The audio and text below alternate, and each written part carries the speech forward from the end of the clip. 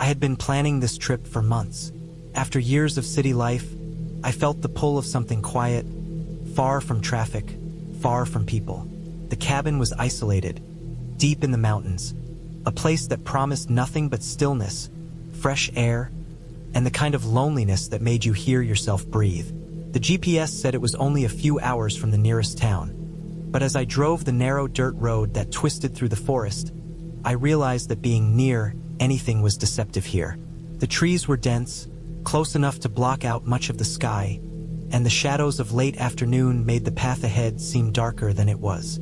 Every so often, the car would hit a rough patch of road, rattling the frame, and I'd have to slow down to avoid rocks or deep ruts.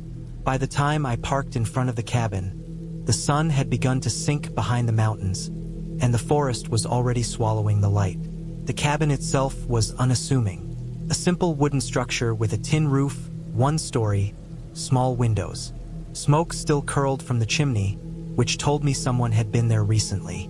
The door was locked, but I had a key taped under a small flower pot on the porch. Opening it, the hinges squealed in protest. Inside, the air smelled of dust, wood, and a faint trace of something burned long ago. The furniture was sparse. A small table, a few chairs, a narrow couch, and a wood stove against the far wall. There were shelves with old books, a few pots and pans in the kitchen corner, and a stack of firewood by the door. The place had a lived-in feel, but it was quiet, too quiet, and the isolation hit me immediately. I started unpacking, placing my bag on the bed and spreading out the food and supplies I had brought. I wanted to make sure everything was organized because once night came, leaving the cabin would not be easy. I checked the windows. They all closed tightly, and the locks worked. The forest outside was full of movement. Small rustlings, the distant cry of birds, and the occasional thump that made me jump, though I couldn't tell what it was. I brushed it off as animals. That's what it was. Deer, raccoons, maybe a bear in the distance. I made a fire in the stove, and the warmth immediately filled the room. The orange glow flickered against the walls, casting shadows that moved like breathing creatures. I told myself it was nothing, just shadows. I cooked a simple meal and ate slowly, listening. The forest outside was alive, but from inside, I felt safe. I went to bed early. I needed rest for the hikes I planned for the next day. That night, I woke to a sound. At first, I thought it was the wind. The windows rattled slightly, and the roof creaked as the air shifted. Then I heard it again. A faint knock at the door, deliberate, soft but distinct. My heart jumped. I froze, listening, telling myself it was a branch falling, maybe a bird hitting the window. I waited, holding my breath, but nothing followed. Eventually, I convinced myself it was nothing and went back to sleep. The next morning, the sky was gray, heavy with clouds. I decided to hike a trail that started near the cabin, a narrow path that led up the mountainside and promised views of the valley below. I packed a small bag with water, snacks, my map, and my phone, though service was unreliable here. The trail was steep, muddy from recent rain, and the trees grew thick around me. I moved carefully, watching for loose rocks and slippery spots. The quiet was different during the day, less oppressive, but still absolute. No voices, no distant cars, only birds and the occasional rustle of something moving in the underbrush. I reached a clearing around midday. From here, the view was spectacular. A wide valley, the river cutting through the green, the mountains stretching endlessly. I stopped, took a few pictures, and drank water. Then I heard it again, faint at first, a snapping of twigs. I froze, scanning the forest. Nothing moved. Maybe it was another hiker? I hadn't seen anyone else on the trail all morning, but the idea made me tense. The sound came again, closer this time. I turned slowly, trying to catch a glimpse of whatever it was. There, between two trees, a figure moved. Not clearly, just a shadow, but it was upright, human-shaped. My stomach tightened. Whoever it was, they weren't on the trail. They were watching from the forest. I considered calling out, but my voice felt useless here. No one would hear. I weighed my options. Stay put and wait, or get down the mountain as fast as possible. My instincts screamed to move. I started descending quickly but carefully, eyes scanning constantly. Every rustle, every snap of a branch made my heart jump. After a while, I began to hear the sound behind me. The crunch of feet on the trail, slower than mine, deliberate. I didn't turn, just moved faster. I reached the bottom of the trail near the cabin and sprinted to the door. Fumbling with the key, I locked it behind me. My hands shook. I checked the windows again, then leaned against the door, breathing hard. Hours passed. I stayed inside, watching the forest. Sometimes I thought I saw movement outside, a flash of a figure disappearing behind a tree, but nothing got close enough to see clearly. I stayed quiet, avoided making noise, and kept the fire going. Night came, and the sense of isolation deepened. Every sound outside, branches breaking, leaves rustling, felt like someone approaching. I knew the cabin was small, vulnerable, but at least it was something solid between me and whatever was out there. Morning brought some relief. Light helped, and the forest seemed less threatening. I considered leaving, but the nearest road was far, and I didn't want to risk running into whoever or whatever had been there the day before. I had to plan. I gathered all the supplies I could find in the cabin, checked the locks, and made sure every window was secure. Then I sat down to think about the safest route out. I decided to take a longer trail that led to a road used by logging trucks. It was farther, but it was open, visible, and I hoped less likely to be used by anyone with ill intent. I packed quietly, staying alert. Every noise from the forest made me freeze. Every shadow seemed to move. I took a deep breath and started walking. The trail was rough, muddy, and full of fallen branches. My pace was steady but cautious. Hours passed. At one point, I thought I heard something behind me again, but the trail was long and the forest thick. I kept moving, ignoring the occasional rustle. My muscles ached, but the thought of the cabin, and whatever was there, kept me going. By late afternoon, I emerged onto the logging road. It was wider, clear of thick trees, and I could see farther ahead. I started walking along it, hoping for a truck or a hiker, anyone. Hours passed.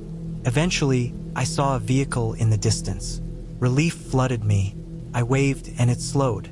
A driver stopped and asked if I needed help. I nodded, exhausted and tense, explaining briefly that I had been staying in a cabin and wanted to get back to town. The driver gave me a ride, and the sense of danger that had clung to me for 2 days finally began to lift. I returned to the cabin only once after that, during daylight, to collect some of my belongings. The place was the same, quiet, unthreatening in the sun. No one was there, no signs of anyone else. The memory of those nights remained vivid, but I felt a sense of closure. I had faced fear, isolation, and uncertainty, and I had come through it alive. The cabin had been a place of calm by day and terror by night, but I had left it with careful planning, awareness, and caution. I realized that sometimes fear is real and not imaginary. Sometimes danger is as simple as someone or something watching, waiting for an opportunity. I respected it, learned from it, and carried that lesson with me.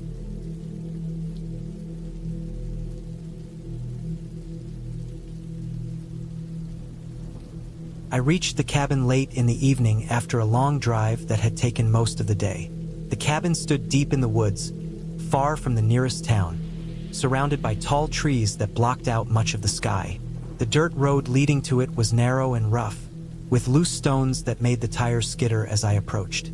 The cabin belonged to a friend who said I could use it while I took a break from work, and I had decided to spend a few days alone to clear my mind. I did not expect anything strange. I only wanted peace, silence, and a chance to get away from people. The cabin was small, made of old wood that looked weathered from years of rain and snow. The porch sagged a little in the middle, and the railing was crooked. There was a shed behind it, leaning slightly to one side, with an old metal padlock on the door. A stack of chopped firewood sat under a small overhang beside the shed. There were no other structures around, and the nearest neighbor was several miles away. I liked that. I wanted isolation, and this place gave it. I parked the car, stepped out, and felt the cool evening air wrap around me. The smell of pine sap, damp soil, and something dry and dusty mixed together. The forest was quiet except for the distant sound of insects and a few birds settling in for the night. I unlocked the cabin and stepped inside. The inside smelled like dust and old wood, with a faint hint of something metallic, like old nails or rust. The windows were small, and the light entered in thin slices, making the interior look darker than it should have in early evening. I explored the cabin slowly. It had one bedroom with a narrow bed pushed against the wall, a simple kitchen with a small refrigerator and a propane stove, and a living room with an old sofa and a stone fireplace. The floor creaked under my steps, and the boards felt warped and uneven. A layer of fine dust covered most of the surfaces. It looked like no one had been here in a long time. I put my bag on the bed and unpacked slowly, laying out my clothes and the small amount of food I had brought. I checked the generator outside, which stood on a concrete slab beside the cabin. It looked old but still functional. I turned it on, and within a few seconds, the cabin lights flickered to life. Everything seemed fine so far. As night fell, the woods outside grew darker and heavier. The trees looked like tall black pillars pressing close to the cabin. The air felt colder, and I put a few pieces of wood into the fireplace and started a fire. The crackling sound was comforting. I heated a can of soup on the stove and ate it beside the fire, enjoying the quiet softness of the place. I had been stressed for months, and this silence felt like a relief. When I finished eating, I cleaned my small cookware, turned off the lights, and went to bed. The first night passed without anything strange. I heard normal sounds of the woods, crickets, occasional animal footsteps, wind moving through the branches. The cabin creaked a little because of old wood and temperature changes. I slept deeply, more deeply than I had in weeks. I woke early the next morning just after sunrise. Light filtered weakly through the curtains, and the air felt cool. I stepped outside and breathed in the fresh scent of wet pine needles. The forest looked peaceful. I decided to go for a long walk on the old trail behind the cabin. The ground was soft with layers of fallen leaves, and the trees stretched tall and silent around me. The air felt still, heavy, as if time moved slower here. I walked for more than an hour before turning back. When I reached the cabin again, I noticed something small that I had not seen the night before. There were tracks in the dirt near the rear corner of the cabin. They looked like shoe prints, not animal prints. They were clear, sharp, and fresh. The soil was soft enough to show details. The pattern on the sole looked like a modern hiking boot. The stride length suggested the person walked slowly, maybe cautiously. The prints led toward the side of the cabin and then disappeared into the trees. I stood looking at them for a long time. I told myself it could have been someone passing through. Hunters, hikers, or someone living farther out could have walked by. The woods were large. People used them. I tried not to overthink it, but something about the prints bothered me. They were close to the cabin, only a few feet from the wall, in a place where no trail passed nearby. Still, I decided not to worry.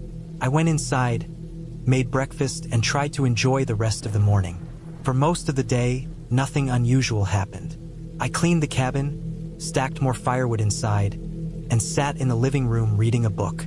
The hours drifted by quietly.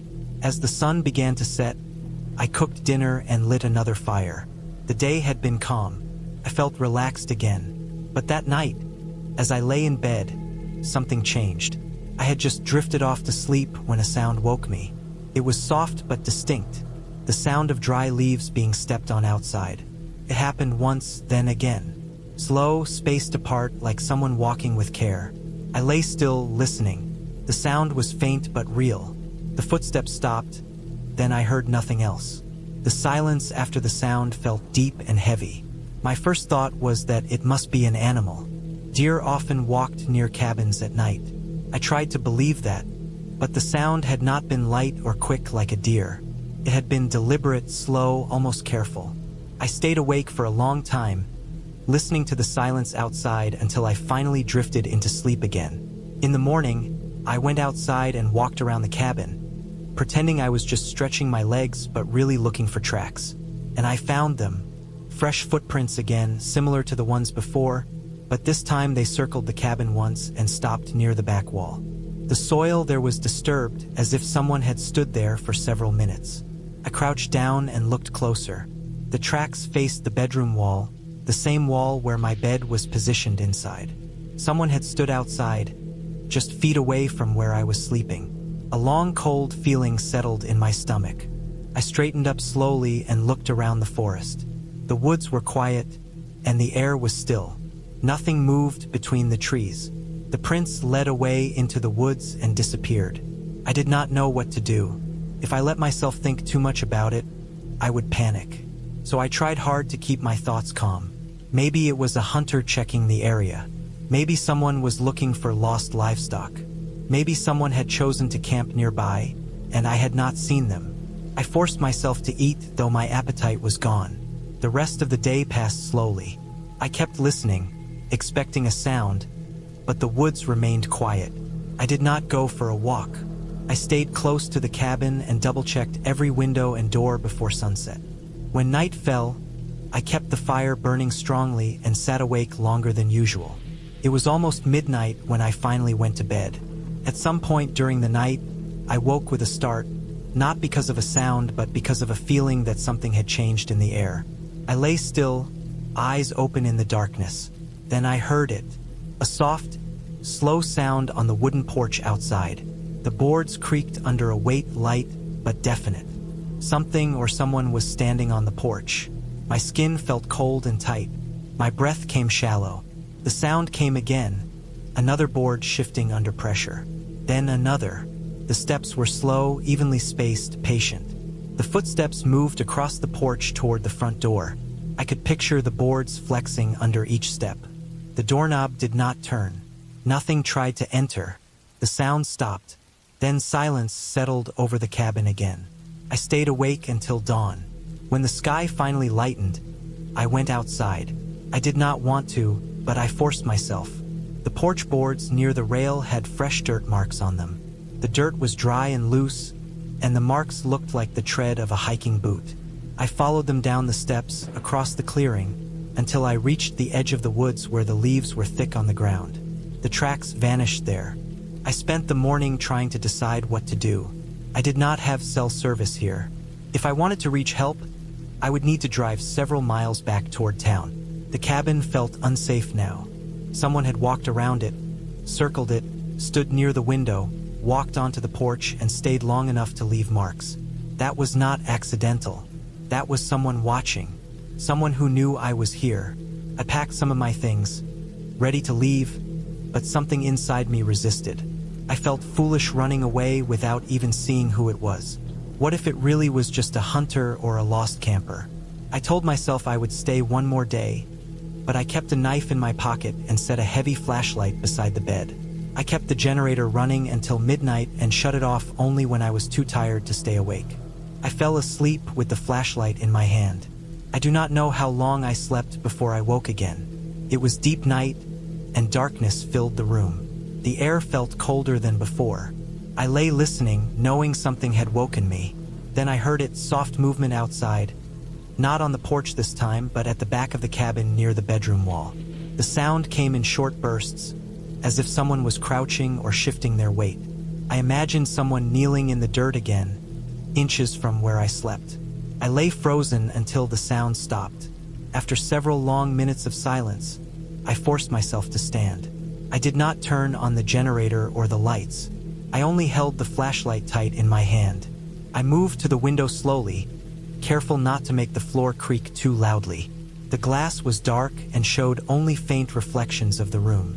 I stood there, staring out into the night, but I could not see anything. I stayed awake until sunrise again. When morning came, I checked the ground at the back of the cabin, and my stomach tightened at what I saw. More footprints, fresh and clear. The soil was disturbed in a perfect outline of where someone had crouched or knelt. There were drag marks too, like someone had pressed their hand or boot toe into the dirt for stability as they leaned forward. The position was directly below the window, the same window beside my bed. Someone had been watching through it. My hands shook as I stood up. I drew a long breath and tried to think clearly. I could not stay here another night. Even if I was overreacting, even if the prince belonged to someone harmless, I could not sleep here again. I began packing immediately. But as I moved through the cabin, something hit me with sudden clarity. If someone had been watching me, and if they had been coming this close, then they already knew I was planning to leave. Packing would make noise. They might be watching now from the woods. The idea made my throat feel tight. Still, I continued, moving as quickly as possible, grabbing only the essentials. I stepped outside to load the car, but something made me stop cold. There were fresh tracks in the dirt near the car. They were new, hours old at most, and they circled the vehicle once, slowly, with the same stride pattern. Whoever it was had walked around my car while I slept. I swallowed hard. I kept loading my things, doing my best not to show panic even though there was no one to see my face. When I finished, I got into the driver's seat and shut the door. The car felt small and fragile compared to the vast woods around me. I tried the ignition. The engine did not start. I tried again. Nothing. Not even a starter click. I sat there gripping the wheel with stiff fingers, feeling my heartbeat hammer inside my chest. The car had been fine when I reached the cabin. I had made no strange sounds and no warning lights had come on. Now, after someone had circled the vehicle during the night, it suddenly would not start. I got out and opened the hood, telling myself I would look for something obvious. I was not an expert, but even someone with limited knowledge could see the problem immediately. The battery cables had been cut clean through. The ends were neat, sliced by a sharp blade. Someone had done it deliberately, and they had done it quietly, only a few feet from where I slept. I stood there staring at the cut wires, feeling a sick coldness spread through me. Whoever had been stalking the cabin was not just watching. They were isolating me step by step, making sure I could not leave. I closed the hood slowly and looked toward the woods. Nothing moved. No wind stirred the trees. The forest stood tall, quiet, and indifferent. I was alone and someone was out there. I forced myself back inside the cabin and locked the door. I needed to think. I had food, water, and firewood. I could last several days if I needed to, but there was no phone service and no working vehicle. If I wanted help, I would need to walk miles through the woods to reach the road. And if the person watching me was still nearby, walking alone might put me in even more danger. I decided to barricade the doors and windows as much as I could. I dragged furniture in front of the front door. I took a heavy wooden chair and wedged it beneath the doorknob. I pushed the bed frame against the bedroom window. I gathered kitchen knives, the flashlight, and anything that could be used as a weapon. I checked the generator and fuel reserves. With enough careful use, I could run lights in short bursts without wasting everything too quickly. The rest of the day felt unreal. I kept listening for footsteps, twigs snapping, movement in the brush. But the woods were silent, more silent than before. By late afternoon, the quiet began to feel oppressive. I kept replaying the timeline in my mind. The prints, the porch steps, the crouching near the window, the cut battery cables. It was not random. Someone had been watching me since the first night, maybe even before I noticed. As darkness fell, I lit the fire again and sat beside it, waiting. My heart beat with a steady, hard rhythm. The cabin seemed smaller now, as if the walls were leaning inward. The forest beyond the windows looked like a wall of black space.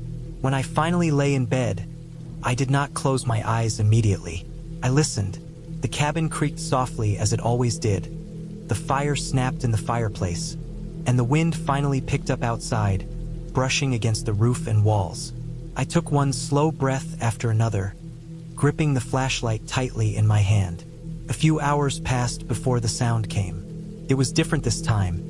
Not footsteps, but a slow scraping sound on the wood outside, like someone dragging something lightly across the cabin wall. The sound moved steadily from the corner of the cabin toward the bedroom window. I felt the hair rise along my arms. The scraping stopped directly beside the window, inches away from where I lay. I held my breath and stared at the ceiling in the darkness. Then the sound came again, but softer, as if someone was shifting position. I imagined a figure leaning against the wall, listening through the boards, waiting for something. I wanted to stand and shine the flashlight out the window, but I could not force my body to move. I remained frozen, listening. The sound stopped, but the presence felt real, close, alive. Minutes passed, maybe hours. I stayed awake the entire night. When dawn finally came, I stood and stepped outside again, trembling. I walked to the wall beneath the bedroom window. The soil there was disturbed again, but this time there were more marks. Deep toe dents, pressed hard into the dirt, as if someone had crouched in a stronger stance. The scraping on the wood had left faint marks too, just visible in the rising sunlight. Someone had stood there, close enough to touch the cabin.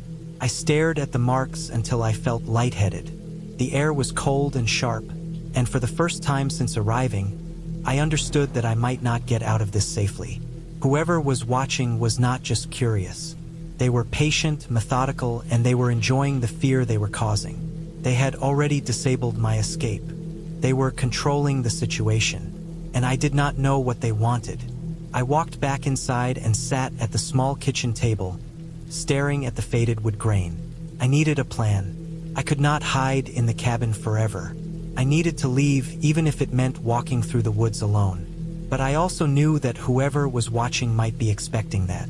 Leaving in broad daylight might still be dangerous. I needed to leave carefully, quietly, and at the right moment. I decided to wait until nightfall.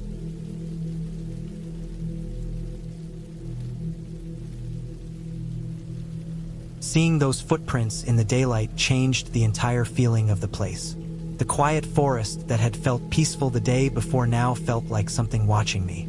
I stood there, staring at the impressions in the dirt, feeling the cold air move across the back of my neck.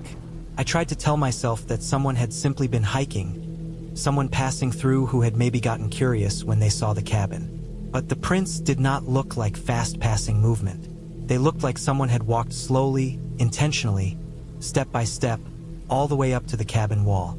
Then they turned back with the same slow stride length and disappeared into the darkness of the trees.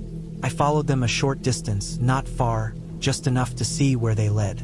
The deeper I went toward the edge of the trees, the colder the air felt, and the thicker the forest became. The tracks finally faded into the pine needles and dead leaves covering the forest floor. I stopped there, not wanting to go any farther. Something in me did not want to follow the prints deeper into the woods. I already felt watched. My instincts told me that going deeper would make that feeling worse. I returned to the cabin, locked the door behind me even though the sun was up, and sat near the table. I tried to calm myself by making breakfast, moving slowly, forcing myself to think that I was safe for now. But even inside, I felt different. I listened to the silence harder, waiting for sounds I did not want to hear. Every creak in the wood made my eyes shift. The stove popping from heat made me tighten my jaw. I ate without enjoying anything and stared at the window while I chewed. The forest looked normal, sunlight passing between branches, small movements where the wind brushed leaves. But now I saw everything as a possible hiding place for whoever had been out there. After eating, I tried to distract myself by doing small tasks around the cabin. I unpacked the rest of my things, stacked bottled water more neatly, checked the first aid kit, and read a few notes left by earlier people who had stayed there. Most of them were neutral or positive, small things about weather or how peaceful the place was. One of them mentioned hearing something walking at night but did not explain more. I stared at the note for a while, wondering if the same thing had happened to them. I placed the note back where I found it and closed the drawer slowly. The day passed slowly, heavy and long. I tried to go outside a few times and walk around, pretending that nothing was wrong, but every time I heard a branch snap or leaves shift, my head turned immediately. I started imagining figures behind trees, shapes crouching beneath branches, someone standing in the shade waiting. I hated that feeling, the feeling of fear that came not from something I could see, but from something I could not. Hours passed and the sunlight began to fade again. The sky turned orange, then darker, and the forest shadows stretched long and sharp. I stood outside with my arms crossed, watching the woods, knowing that soon the darkness would swallow everything again. I did not want to be outside after nightfall. I went in before it got fully dark, locked the door again, checked the windows twice, and made another simple meal. As I ate, I kept thinking about the footprints. The person who had made them had been walking alone, at night, in complete darkness, far away from any roads or nearby homes. That alone was strange. People did not walk aimlessly through forests at night for no reason, especially not near remote cabins. Even if someone was hiking, they would not keep moving after sunset in an area where predators existed and visibility dropped to nothing. The more I thought about that, the more uncomfortable I became. Whoever had been out there had a reason to be there. When night settled, the cabin felt even smaller than the night before.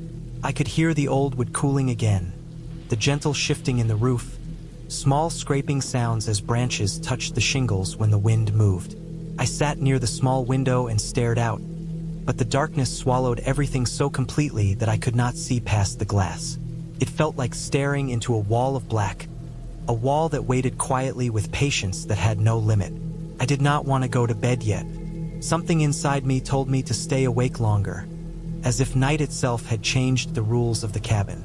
I kept the flashlight near my hand and sat in the wooden chair, listening to the deep silence outside. Every passing minute made the quiet heavier. The clock on the wall ticked slowly, steady but intrusive, the only real sound in the room. I must have sat there for more than an hour before anything happened. Then, slowly, just like the night before, I heard something faint outside. At first I thought it was the wind again, but then I realized the pattern was the same as before. Something stepping slowly through the forest ground, one careful step at a time, moving in my direction. My skin turned cold instantly. My breathing slowed. I leaned slightly forward in the chair, holding the flashlight tightly but not turning it on. I did not want to draw attention to myself more than necessary.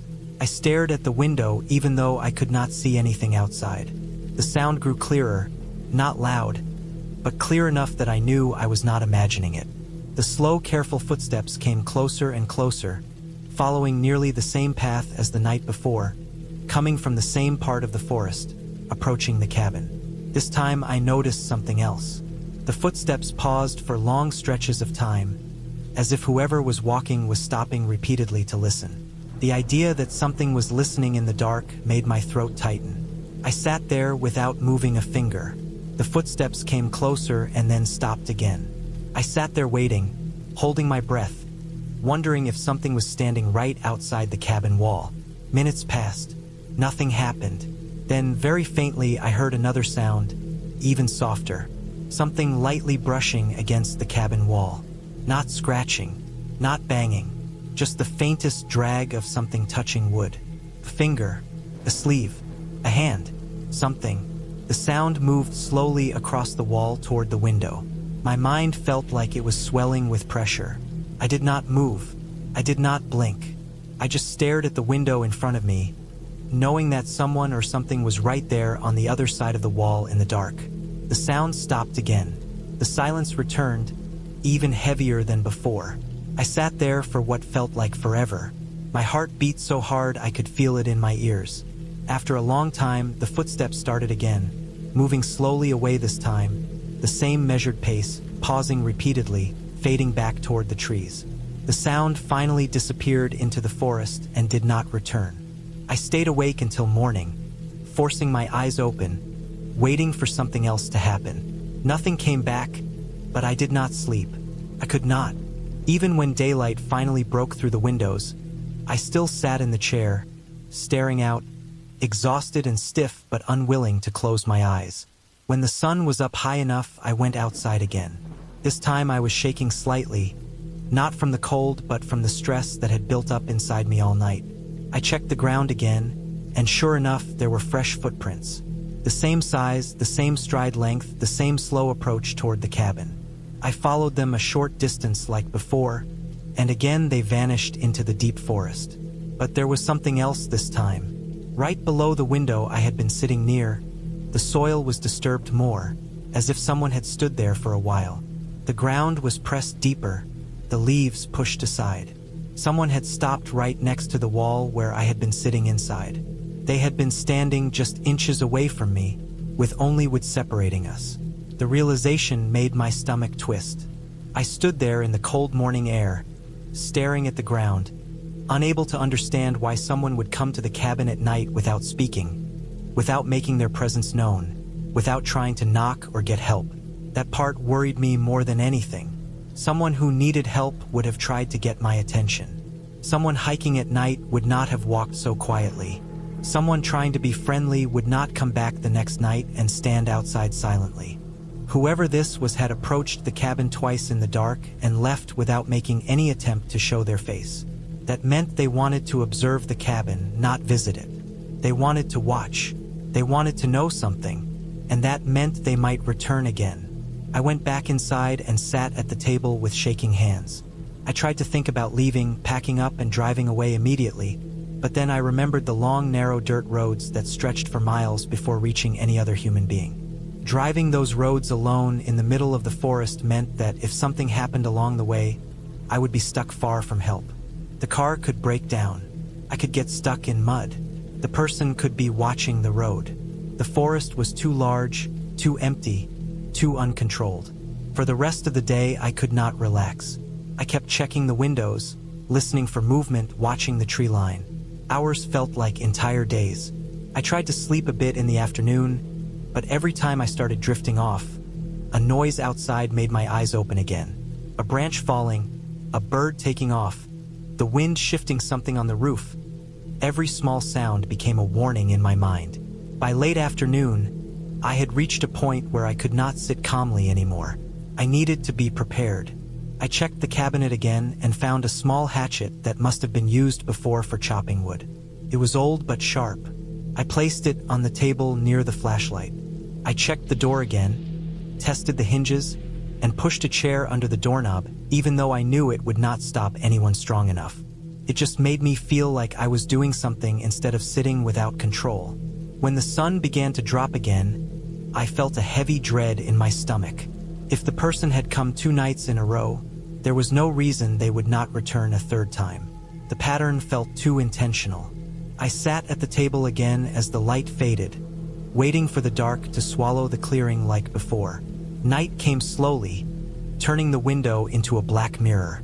I could see my reflection staring back at me, pale, tired, with eyes that looked older than the day before.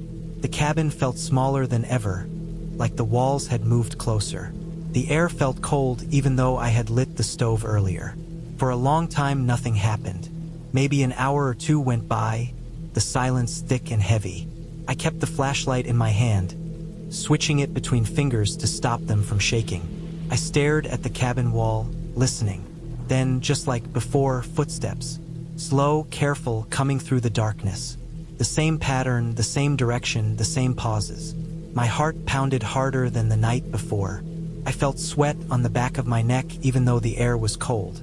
The steps came closer, then closer. Then, like the night before, they stopped right outside the cabin wall. But this time something different happened. I heard a heavy exhale outside. A slow breath, like someone breathing through their nose inches from the wall. My entire body froze. I held my breath without meaning to. The sound was so close that it felt like I could almost feel the breath pushing through the wooden boards. Then another slow exhale. Someone standing only inches away, standing in the dark, facing the cabin wall, breathing slowly as if trying to listen inside. I did not move even a fraction of an inch.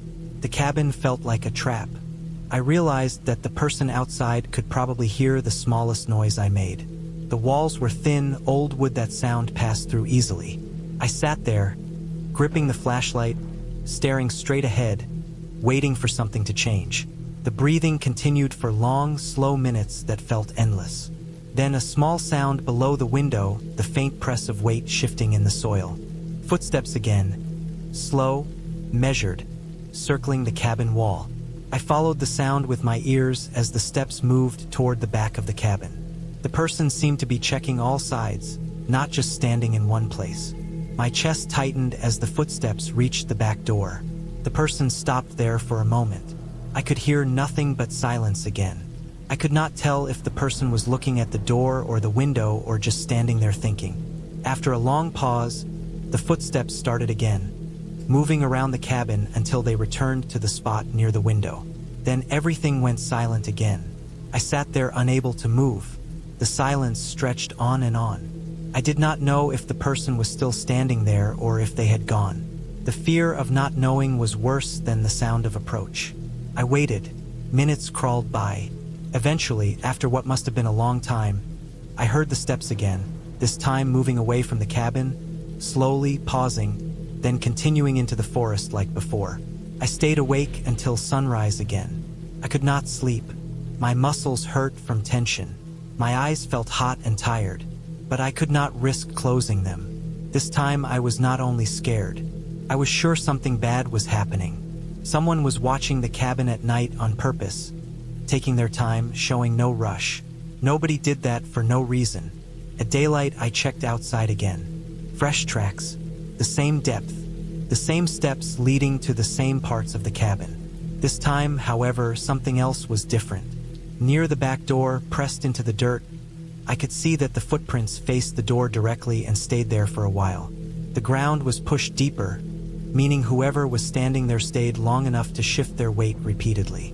They had been standing there listening, waiting, thinking. I swallowed hard and stared at the prints for a long time. Someone was studying the cabin, studying me.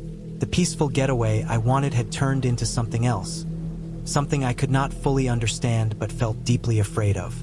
I had to decide whether to stay another night or try to leave. I knew one thing for sure. If I stayed another night, the person would return.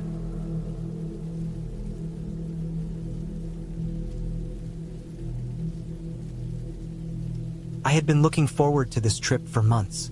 The idea of getting away from the city, the noise, the endless rush, and the people had become almost like a need. I wanted silence, solitude, and the kind of peace that only deep woods can provide. The cabin I rented was tucked far away in the mountains, the kind of place that barely showed on any map, reached only by a narrow, winding dirt road that twisted through dense trees and over small creeks. The last half-mile of the drive had been especially rough, with rocks jutting out and the tires of my old sedan barely making it over the uneven path. But finally, I arrived at the small clearing where the cabin sat. It wasn't much, roughly 2 rooms, wooden walls darkened with age, a small kitchen, and a single fireplace, but it had character. The kind of worn charm that made me feel like people had lived here and really lived, not just rented it for vacations. Outside, the woods pressed close, thick pines and firs that blocked the view beyond a few dozen feet. The smell of wet soil and moss hung in the air, and the wind whispered faintly through the branches. I parked my car, grabbed my bag, and stepped onto the creaking porch. Inside, the cabin smelled of wood smoke and damp. Dust motes floated in the thin shafts of sunlight that came through the small windows. I dropped my bag and walked around slowly, taking in the details. The floorboards were scratched, the table had some stains, and the small bed in the corner sagged in the middle. But nothing about it seemed unsafe. Felt authentic.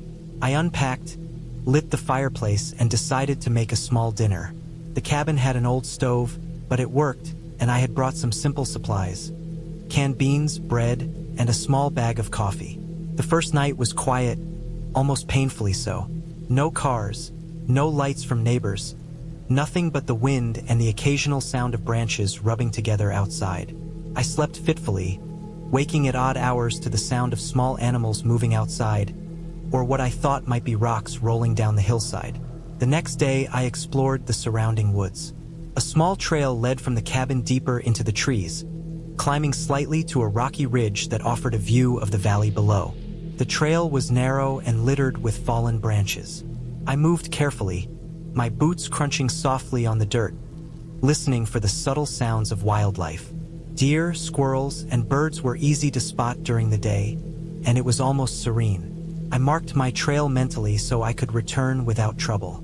By the afternoon, the sky had begun to cloud over, gray washing over the treetops, and I felt the first hint of unease. Not fear, just a sense of isolation pressing in. The kind of awareness that creeps up when you realize you are far from anyone, far from help. I returned to the cabin before it got too dark, unpacked some firewood, and built a larger fire. There is a rhythm to chopping wood, stacking it, and feeding it into the flames.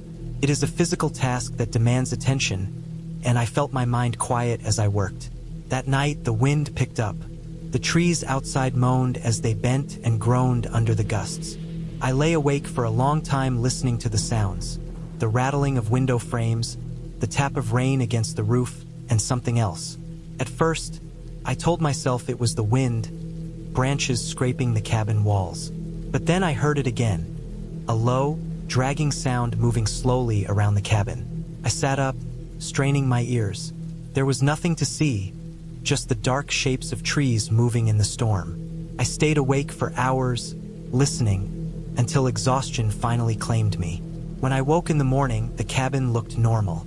The fire had burned down to ashes, the rain had stopped, and the air smelled fresh and clean.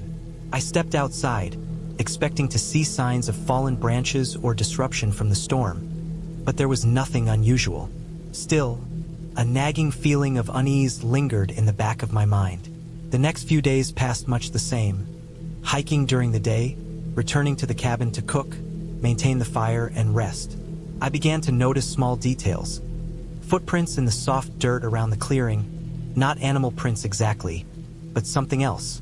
Sometimes they were large, human-sized, sometimes smaller. They seemed to come and go, and whenever I checked for signs, there was no clear pattern. My phone had no signal, so I could not call anyone or check maps beyond what I had downloaded. I told myself it was probably someone else in the woods, maybe a hunter or someone with a cabin nearby, but the thought never fully settled.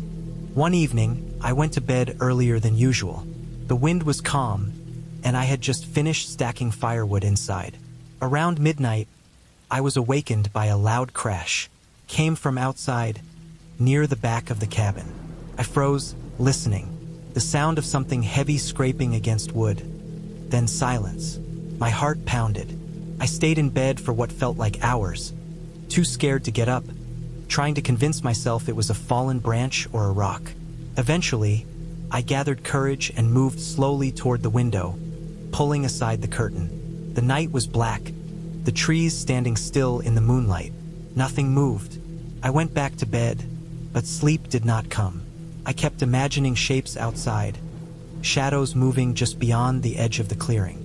Every sound, the wind, the cracking wood, the faint rustle of leaves, made me tense. By morning, I felt exhausted and more on edge than I had ever been in my life. The next day, I decided to explore further. I wanted to see if I could find a road or another trail that led out of the woods. I packed water, food, and my small backpacking knife, and I left the cabin, following a faint trail deeper into the forest. Hours passed. The woods grew thicker, darker, and more silent. No birds, no animals, nothing but the soft crunch of leaves under my boots. I realized I had wandered far from the cabin. The trail was no longer marked, and I was forced to push through undergrowth, stepping carefully over fallen logs and stones. At one point, I stumbled into a small clearing. In the soft mud, I saw them clearly, footprints. Large, human, heavy. They were fresh, and they led further into the trees, not back toward the cabin. A chill ran down my spine. I considered turning back, but I realized I wasn't entirely sure which way the cabin was anymore. My sense of direction had failed in the dense forest. I decided to follow the footprints, hoping they might lead somewhere safe, maybe to a road or another cabin. The trail led me for what felt like hours. The trees pressed closer together, the light dimming as clouds moved overhead. I noticed strange things. Small piles of rocks arranged in patterns, branches broken at odd angles, and occasionally, the scent of something metallic in the air.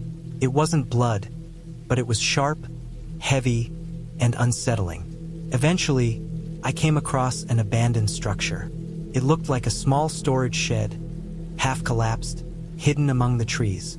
The door was hanging open, and inside I could see old tools, rusted cans, and the remnants of a fire pit.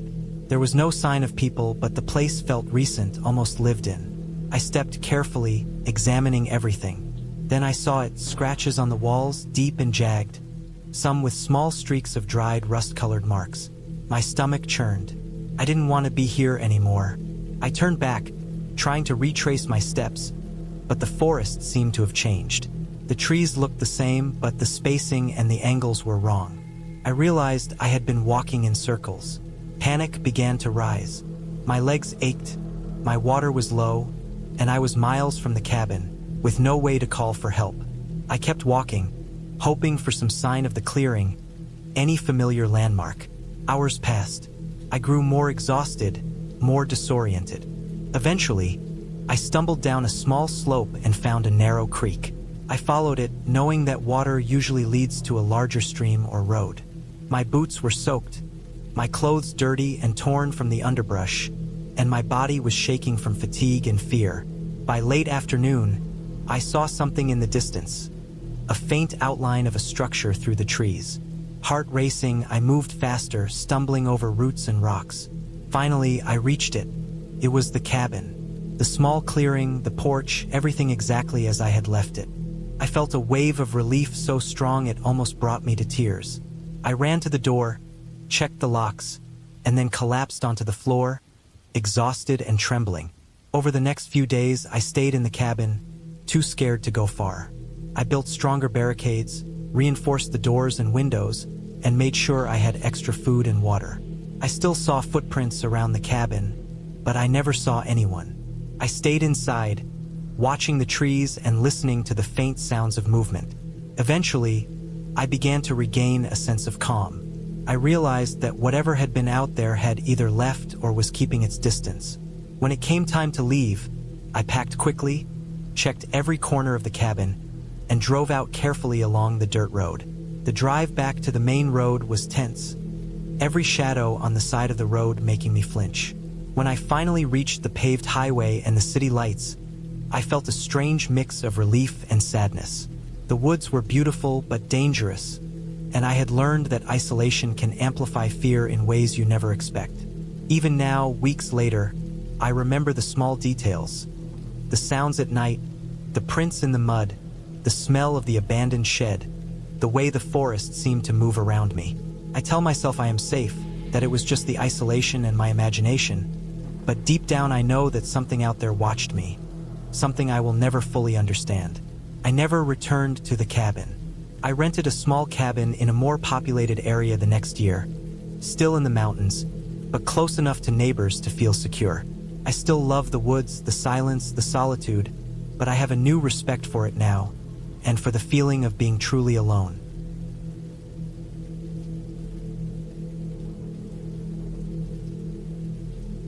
I had been planning this trip for months, mapping out the trail, the supplies, and the little cabin tucked deep in the forest. It was one of those small, old cabins I had found listed online, isolated, with no one for miles around. The kind of place you imagined yourself in when you wanted real solitude, away from noise, people, and everything else. I left the car at the trailhead early in the morning, my pack loaded heavier than I liked with food, water, and the bare essentials. The air was crisp, wet with the remnants of early fall. Leaves were scattered in golden brown carpets along the trail, and the smell of wet earth filled my lungs as I started walking. The hike itself was fine at first. I passed streams, little wooden bridges, and rocks slick from dew. The forest felt alive in a quiet, tense way. Birds chirped somewhere high above, and I could hear the occasional rustle of a squirrel or some small animal moving through the underbrush. Everything felt normal, and I enjoyed the slow pace, the crunch of leaves under my boots, and the fact that I had left the world behind. The trail grew steeper as I moved deeper into the woods. The sun was high when I stopped to take a break near a small clearing. I drank water from my bottle and sat on a fallen log, scanning the trees. I could see only dense woods stretching in all directions. The air was heavy with humidity, but there was a cool wind running through the canopy above, rustling the leaves. The thought of finally reaching the cabin that evening kept me moving, step by step. By the time I reached the fork in the trail that led to the cabin, the sun had started lowering, casting long shadows through the trees. I double-checked the GPS coordinates I had saved. The map indicated a small side trail cutting off the main path. This side trail was almost invisible in spots, overgrown with ferns and low branches. I had to duck, push branches aside, and step carefully over roots and rocks. Every now and then, I caught the sound of something distant, a branch snapping, leaves rustling. But each time I convinced myself it was an animal, probably a deer or a fox. Finally, after what felt like hours on this rough path, I saw it, the cabin. It was small, wooden, and weathered, with dark stains from rain running down the sides. The windows were dusty, and the wooden porch sagged a little under its own weight. There was a stack of firewood leaning against the side, mostly covered in moss, and a stone chimney that looked like it had been used recently, though I could not tell when. I set down my pack, letting out a long breath, trying to shake off the ache in my shoulders and legs. The isolation hit me immediately. No birds, no rustling, nothing but the distant hum of the forest. I stepped onto the porch, the wood creaking under my weight. I tried the door. It was unlocked, surprisingly. Inside, the cabin was small, maybe 2 rooms. Dust covered everything, but it looked solid. There was an old wood stove in one corner, a simple table, and a cot pushed against the wall. The cabin smelled of damp wood and mildew. I set my pack down and started inspecting it. The floorboards groaned under my weight, and the walls were thin. You could hear almost everything outside, and I knew if any animal or person came near, I would hear them immediately. I unpacked slowly, laying out my supplies on the table. I stacked the firewood and got a small fire going in the stove, the smoke curling lazily toward the chimney. The warmth of the fire was comforting after the long, tiring hike. I made a simple dinner, something I could heat quickly, a can of beans and a piece of bread. The wind outside had picked up a little, whistling through cracks in the walls and around the edges of the windows. I listened, trying to distinguish between normal forest noises and anything unusual, but everything seemed to be just the forest. Night began to fall quickly.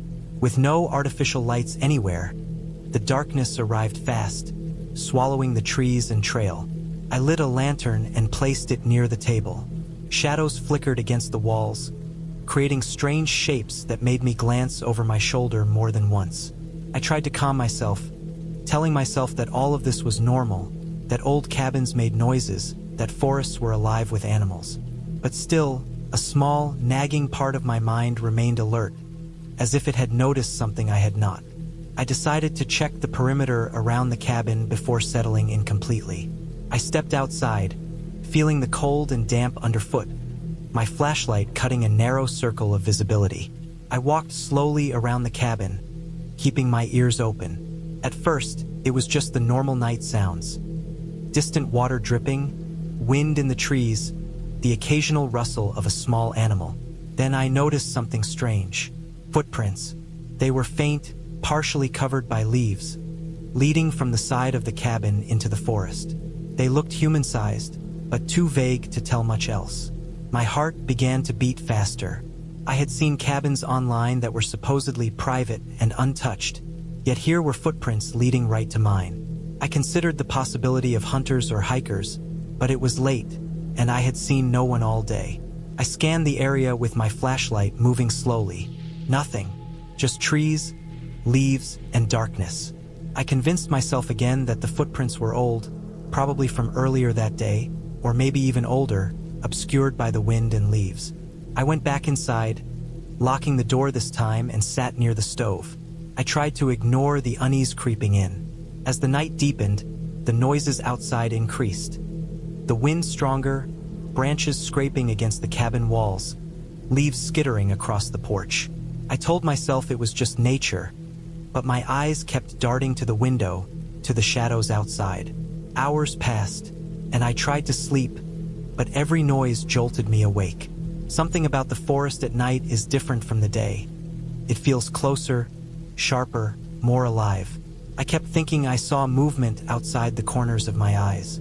Every time I looked, nothing. But the unease persisted, gnawing at the back of my mind, making it impossible to relax fully. Then I heard it. A low, deliberate sound from the porch. Not a branch falling, not a small animal. Something heavy, moving with intent. My heart thudded painfully as I grabbed the flashlight and shone it toward the door. Shadows shifted, and I caught the faint outline of a figure standing just beyond the porch. I froze, trying to make sense of what I saw. It wasn't clear, just a dark silhouette against the faint light of the moon filtering through the trees.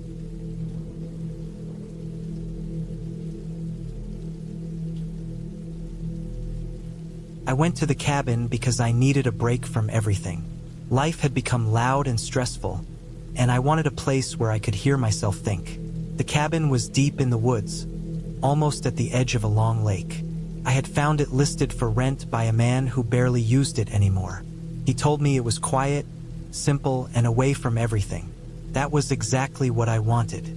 I drove several hours on empty country roads, then followed a long dirt track surrounded by trees on both sides. The sound of gravel under the tires felt strange after so much time driving on paved roads.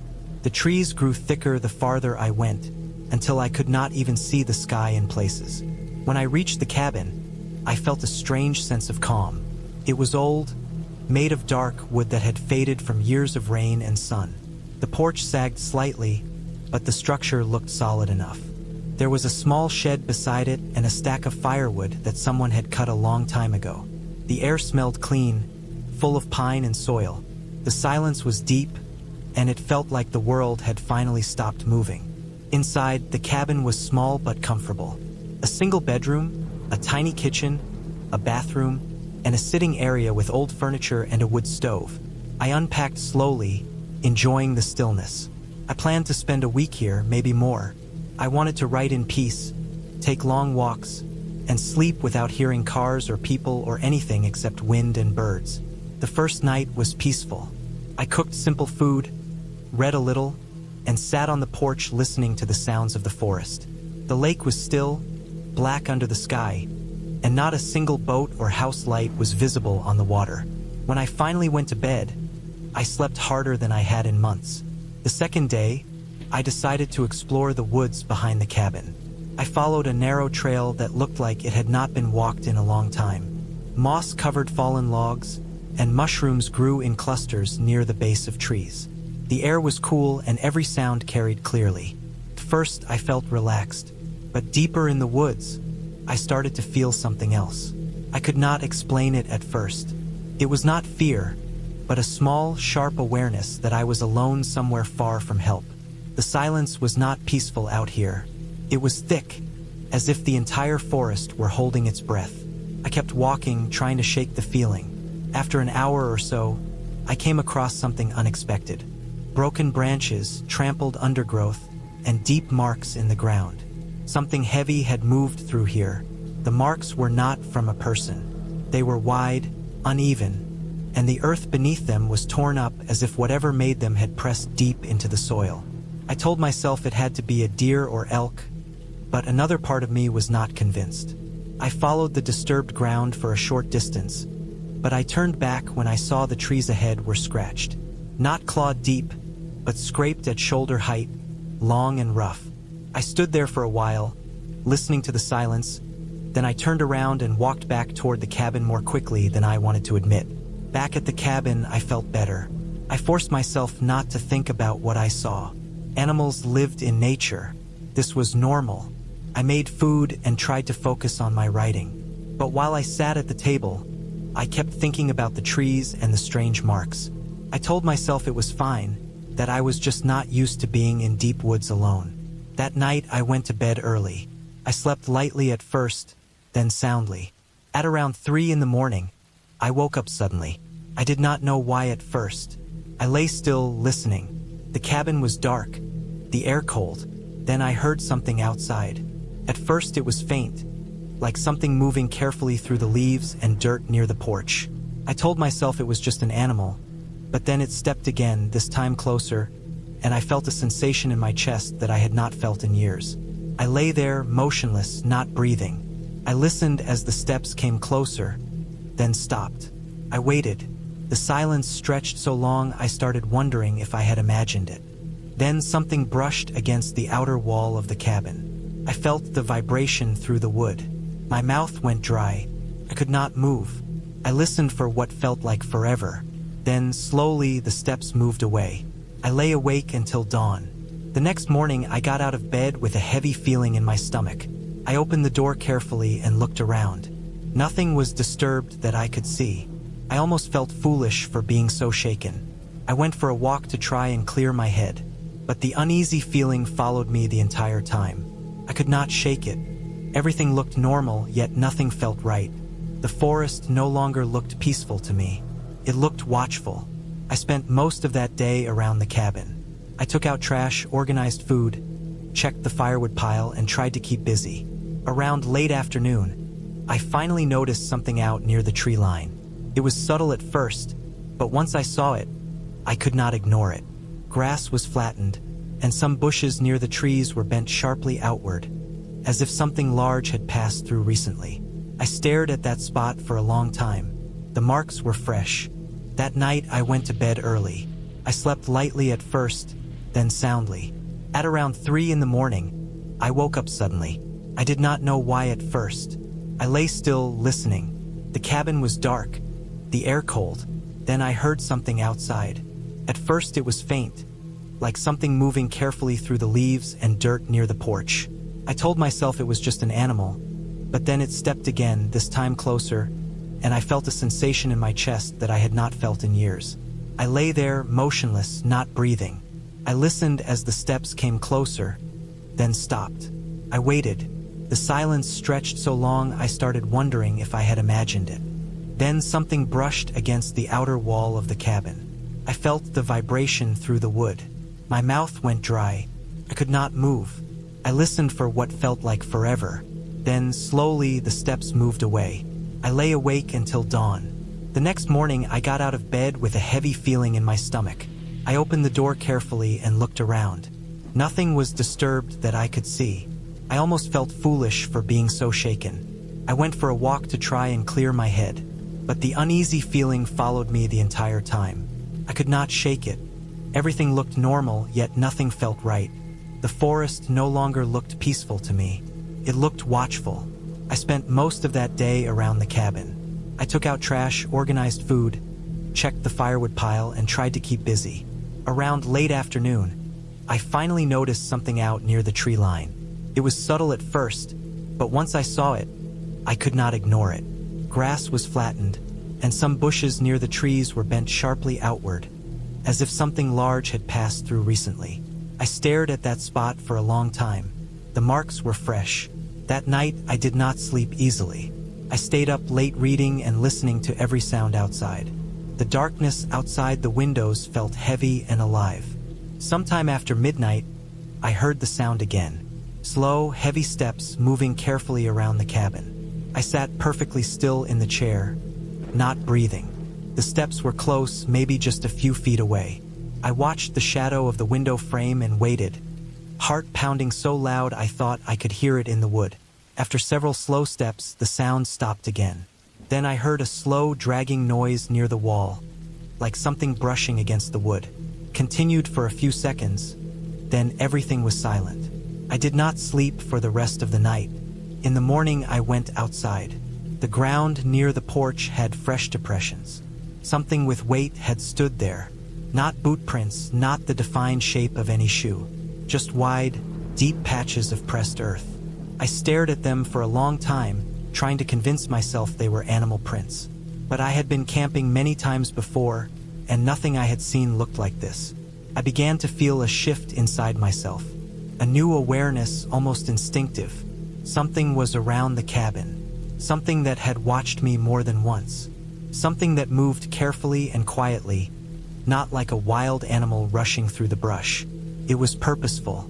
I thought about leaving, but the cabin was paid for, and I told myself I was overreacting. People get scared in the woods all the time. The mind makes things bigger than they are. I convinced myself to stay at least one more night. That afternoon, I checked the area more carefully.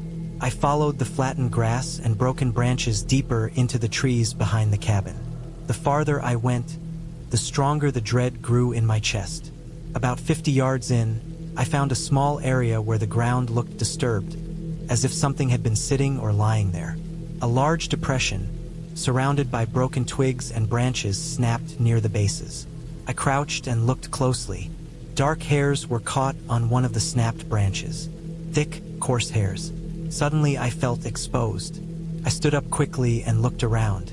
The trees were silent, but I felt watched. I walked back toward the cabin with every sense alert. The rest of the day, I stayed inside. When night fell, I locked every door and window. I sat in the dark, listening. I told myself that if anything happened again, I would leave first thing in the morning. It happened again. Around 2 in the morning, the footsteps returned. Slow, heavy, deliberate. They moved around the entire cabin, pausing every few feet. I sat frozen in the chair, staring into the dark. I could not make myself move. Then something pressed lightly on the wall behind me. Not a knock, but wait. The wood creaked softly. My chest tightened. I had never felt fear like that. Not panic, not shock. A slow, cold, controlled fear that made my thoughts sharpen instead of scatter. After a long time, the steps began moving into the distance. I waited until I could no longer hear anything. I still did not sleep. In the morning, I packed everything quickly. I did not care about the rest of the rental period. I just wanted to leave. But when I went outside, I found tracks again. This time they were clearer because the ground had softened after a short night rain. Deep impressions, wider than any boot. Some had the faint shape of toes, but not like a person's. Whatever made them had weight, far more than any human. I loaded the car fast. I kept looking toward the trees as if something might step out at any second. When I got into the car and started the engine, I felt relief flood through my body. I backed out of the clearing and began driving down the dirt road. Halfway down the track, I felt the sensation again, the feeling of being watched. I looked at the side mirror. Through the trees, far back at the edge of the clearing, something dark was standing partially behind a trunk. I could not see its full shape, only the outline. Tall, still, watching. I looked away and kept driving. Eventually, I reached paved road. My body finally loosened, and I drove non-stop until I reached town. I checked into a cheap motel, too exhausted to care about anything except getting inside four walls that did not stand alone in a forest.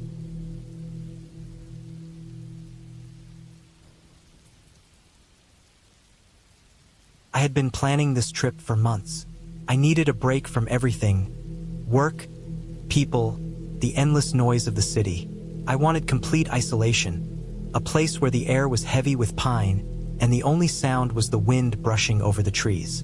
The cabin I found was small, old, and unlisted on most maps. The owner had given me rough directions over the phone, warning me to take the dirt road past the river and then the narrow trail through the forest. I didn't care. I wanted quiet, and this was quiet. The drive alone had already set a certain mood. The sky was gray that morning, low clouds pressing down over the hills like a heavy blanket. The dirt road twisted through fields and small groves, and I kept glancing in the rearview mirror, half expecting to see a car following me. I knew it was irrational. I had left hours before anyone else.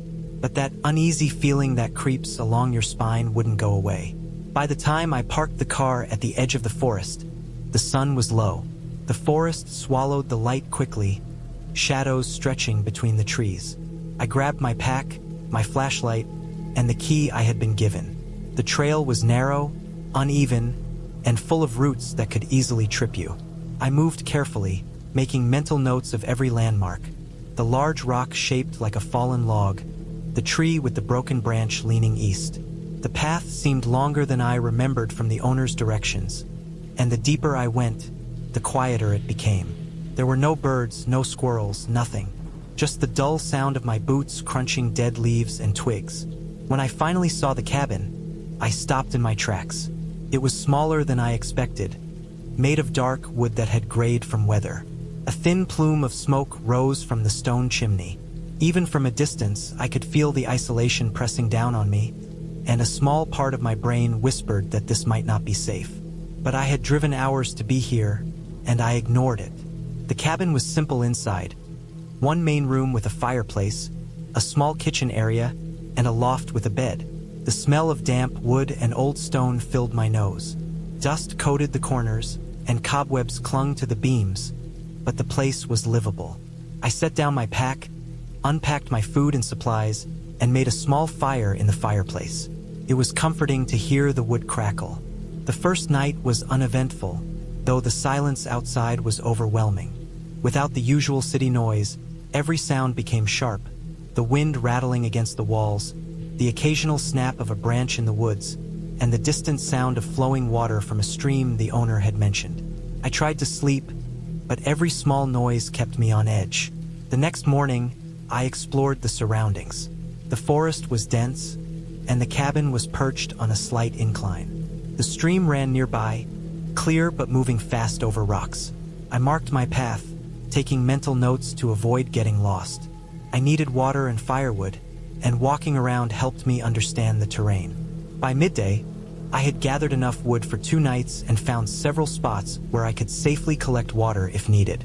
That afternoon, while walking near the stream, I noticed something unusual. A set of footprints in the soft mud, partially washed over by water, but still distinct. They were human, though large, and heading away from the cabin. I froze, heart racing. It wasn't uncommon for hikers or hunters to pass through this area, but no one had mentioned it. The prints were fresh, too, maybe from last night. I debated whether to follow them, but a voice in my head told me not to. I walked back to the cabin, uneasy. That night, the silence became oppressive. The wind picked up, rattling the old windows and doors.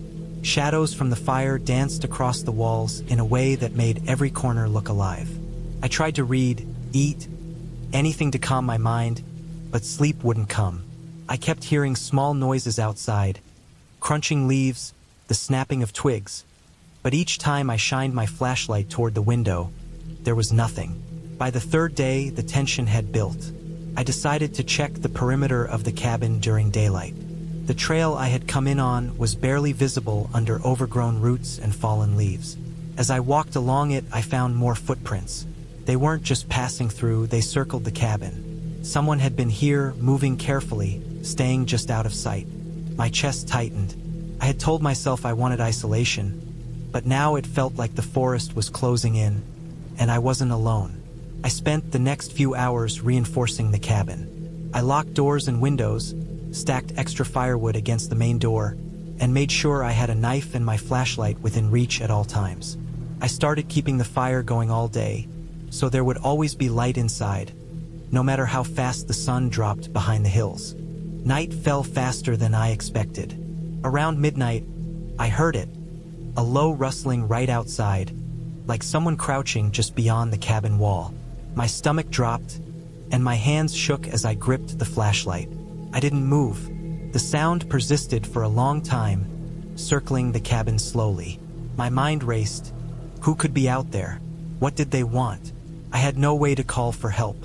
There was no cell service for miles, and the nearest road was hours away. Hours passed. Eventually, the rustling stopped, but the fear stayed. Couldn't sleep. I stayed by the fire, scanning the windows, listening for every sound. When morning came, I was exhausted, my eyes sore from lack of sleep. The footprints were still there, closer than before, circling the cabin like a warning. I realized then that I had to leave, but I couldn't go the way I came. Whoever had been outside last night might still be following me. I packed quickly, leaving nothing behind that might attract attention, and I planned a new route. I would go deeper into the forest, then find another trail the owner had mentioned in passing, one that led to a road further away. It was riskier but safer than facing whoever was lingering near the cabin. As I moved through the forest, I kept low, using the trees for cover. The sounds of wildlife returned. Birds, insects, the faint rustle of small animals. But I stayed hyper-aware, listening for human movements. Hours passed. The forest was exhausting, every step over roots and rocks draining me, but I refused to stop. I had to get out. By late afternoon, I reached the secondary trail. It was faint but visible, leading down toward a road. Relief washed over me.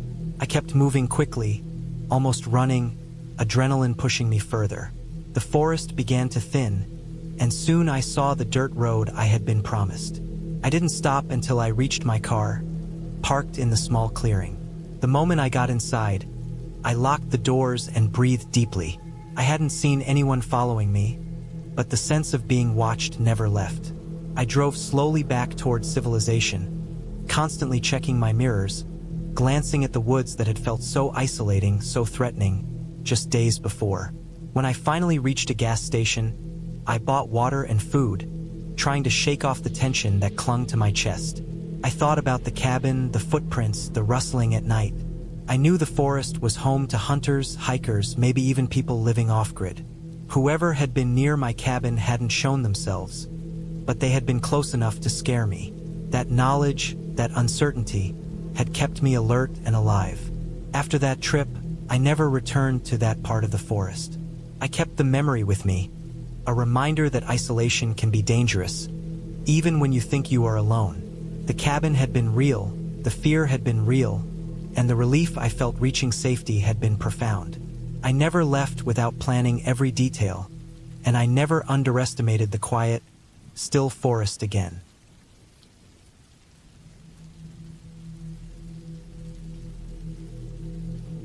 I had been planning the trip for months, wanting a break from the city, from the noise, the constant traffic, and the faces that all blurred together day after day. The idea of a secluded cabin in the woods had appealed to me like nothing else. I imagined long, quiet evenings by a small fire, the smell of pine in the air, and the sun cutting through the misty morning forest.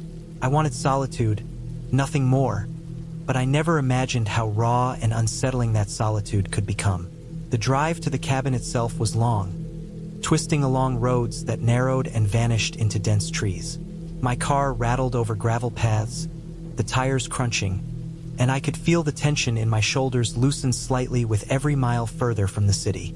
The forest grew thicker the deeper I went, the sunlight fading beneath a canopy of branches, and by the time I reached the small dirt trail that led to the cabin, the air had a damp, heavy quality that smelled of earth and decay. The cabin sat at the edge of a small clearing. It was older than I expected, made of weathered logs darkened by years of rain and sun. The windows were dusty, and the small chimney leaned slightly to one side, but it had character, a sense of stubborn endurance, like it had seen storms, winters, and harsh seasons and had survived them all. I parked and stepped out, taking in the stillness. No birds sang, no wind whispered. Even the forest itself felt like it was holding its breath. I unlocked the door and entered. Dust motes danced in the shafts of sunlight that penetrated the grime on the windows. The air inside smelled of damp wood, mildew, and old smoke. I set down my backpack and ran my hand along the kitchen counter, feeling rough wood beneath my fingers. It was quiet, uncomfortably quiet, except for the creak of the floorboards beneath my feet. The cabin had minimal furnishings. A small kitchen table, a few chairs, a wood stove in the corner, and a loft above where a mattress and some blankets lay.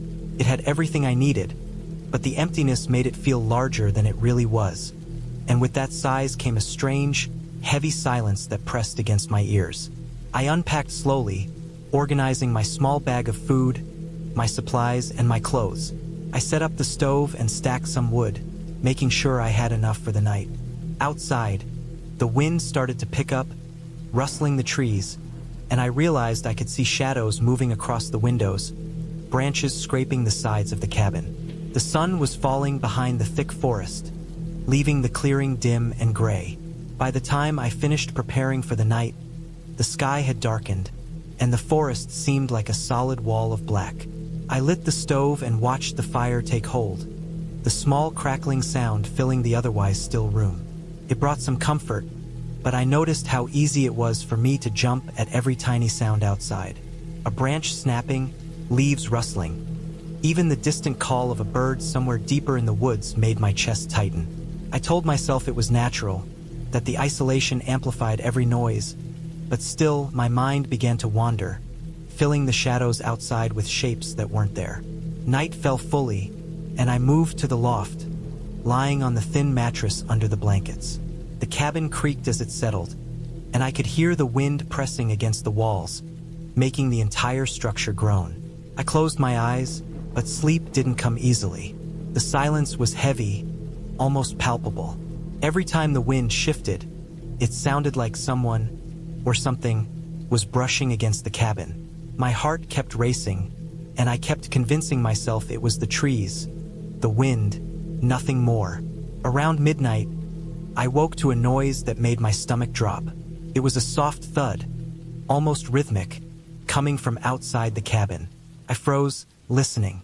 Another thud followed, then another, slightly uneven, like something heavy was moving just beyond the clearing. I lay there, barely breathing, straining my ears.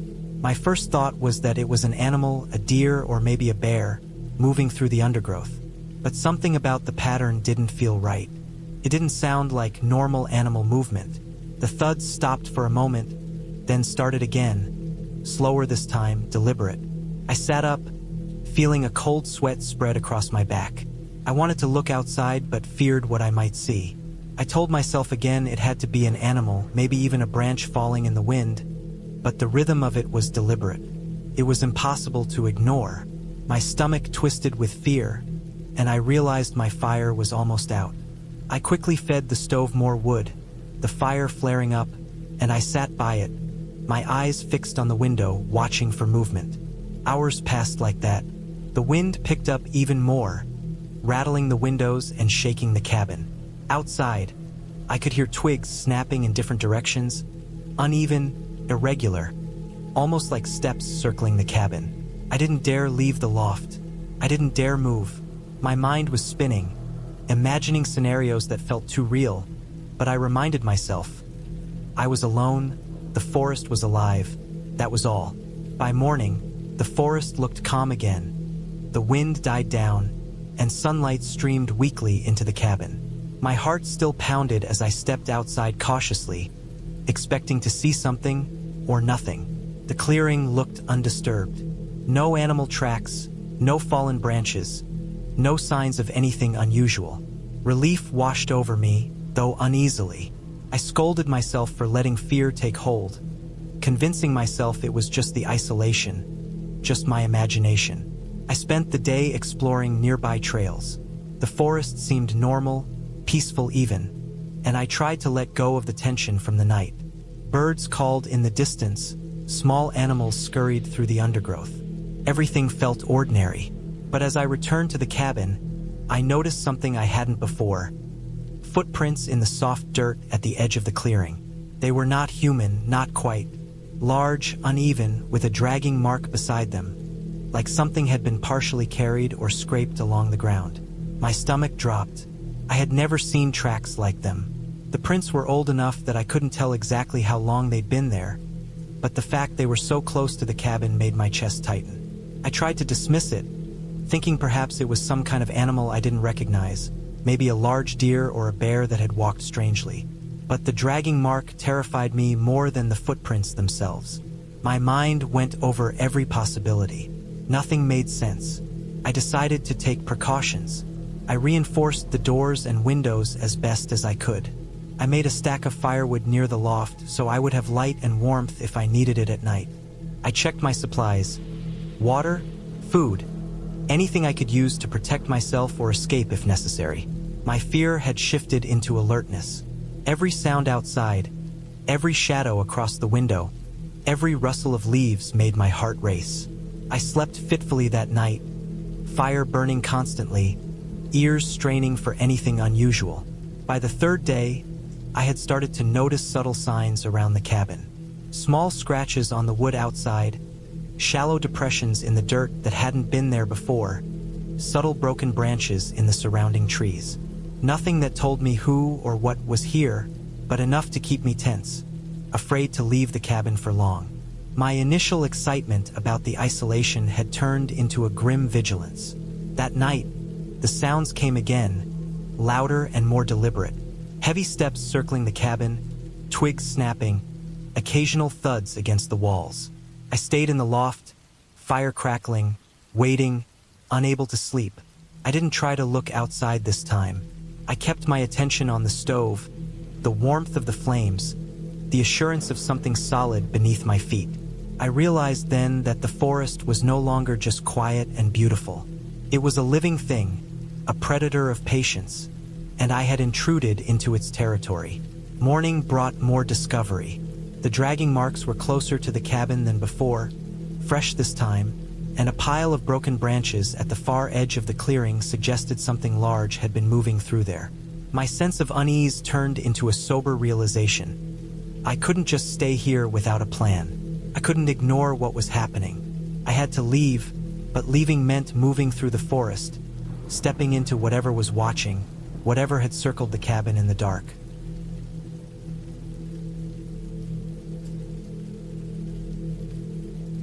I arrived at the small cabin just before sunset, tired from a long week and wanting nothing more than peace.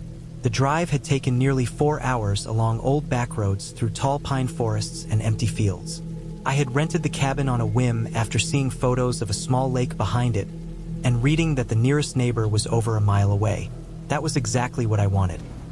Silence, isolation, and a few nights without hearing cars, voices, or anything other than wind and wildlife. The cabin was older than I expected.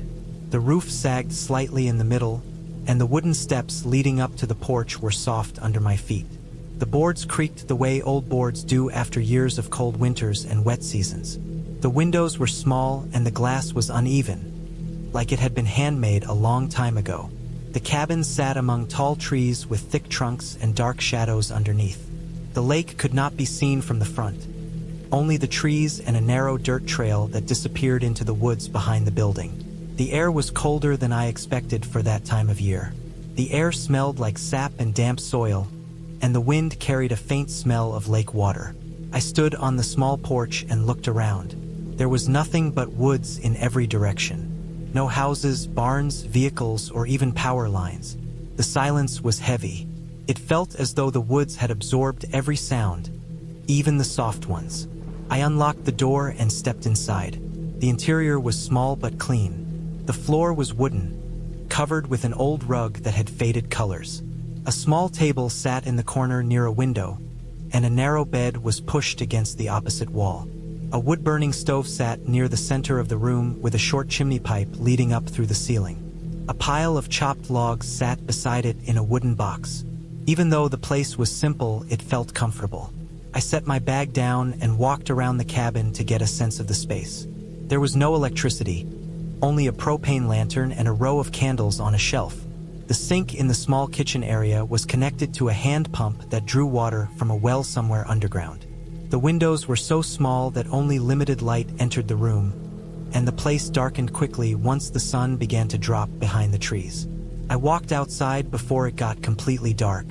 I followed the narrow path that led behind the cabin, using the remaining daylight to find the lake before night came. The path was covered in pine needles and small roots but was easy enough to walk. The trees on either side stood tall, and the wind made a steady sound through the branches overhead. The woods felt alive but undisturbed, as though nothing human had passed through in a long time. After about a minute of walking, the trees opened up to the edge of the lake. The water was still and dark, reflecting what remained of the fading light. A small wooden dock jutted into the water, worn and slightly uneven. There were no boats, no signs of recent use. The silence here was even heavier. Only the soft sound of small waves touched the shore. I stood on the dock and looked out across the lake. On the far side was more forest with no signs of buildings or houses. The world felt completely empty. The loneliness of the place settled deep inside me, but it was a peaceful kind of emptiness. I felt far away from everything in my life. People, traffic, obligations, routines. I took a deep breath and let the cold air fill my lungs. It was almost fully dark when I turned back toward the cabin. The woods became shadowy quickly, and the path was harder to see. I walked carefully, listening to the sounds around me. Leaves moved, branches creaked, and something small ran through the underbrush, maybe a squirrel or rabbit. I reached the cabin and lit the propane lantern inside. The warm light filled the room with a soft glow. I heated some water on the stove and had a simple meal before sitting at the small table to write a few notes about the day. As the night deepened, the woods outside became completely black. I could see only what the lantern illuminated. The windows showed nothing but darkness. I sat in silence for a while, listening to the wind outside. The cabin felt solid and reassuring, holding the cold night air outside its walls. After a while, I went to bed. Sometime during the night, I woke up. I wasn't sure what time it was. The lantern had been turned off, and the cabin was completely dark. The only light was moonlight coming in faintly through the window. I lay still on the thin mattress and listened. At first, I heard nothing, just the stillness of the woods and the faint sound of wind across the roof. But after a few seconds, I heard something else. Something small was moving outside. It sounded like dry leaves shifting or footsteps passing through underbrush. I listened harder and held my breath. The sound continued slowly, then stopped. After a long moment, it started again. A slow crunching sound moving along the side of the cabin. It was steady but not loud. Could have been an animal. Out here, that was the most likely answer. A deer passing through, maybe a raccoon searching for food. But there was something strange about the sound. It moved slowly, too slowly for most animals I knew. It was a careful kind of movement, almost deliberate. I lay still until the sound faded away. After a few minutes, there was silence again. My breathing slowed, and I eventually drifted back to sleep. When morning came, I got dressed and went outside. The forest looked different in daylight, peaceful and almost inviting. I walked around the side of the cabin where I had heard the sound during the night. The ground was covered in pine needles, dirt, and patches of dry leaves. At first glance, nothing seemed unusual, but after looking longer, I noticed something in the soft soil near the edge of the cabin. There was a footprint. It was faint and not very clear, but I could see the shape. It was definitely from a boot, not from an animal. The print was old enough that the edges had softened, but still new enough to be distinct. Pointed toward the path leading into the woods. I stared at it for a while. Before arriving, I had seen no cars or people for miles. I had passed only 2 dirt roads on the way in, both looking unused. The rental description had said no other cabins were close. I had assumed I would not see another person the entire time I was here. Maybe the print had been here for days or weeks. It was possible. I told myself that was the answer because thinking of the other possibility, someone walking around outside during the night, felt unsettling. I made breakfast, pumped fresh water, and tried to push the thought out of my mind. By late morning, I packed a small bag and decided to hike deeper into the woods.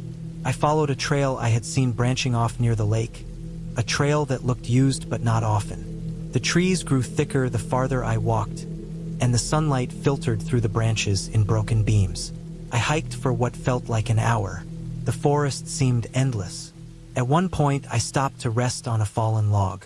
The forest was quiet except for the wind, but then I heard something again. A faint crack, like a branch breaking under weight. I froze and listened. The sound came again, somewhere behind me. I turned slowly and scanned the trees. I saw nothing but shadows and trunks.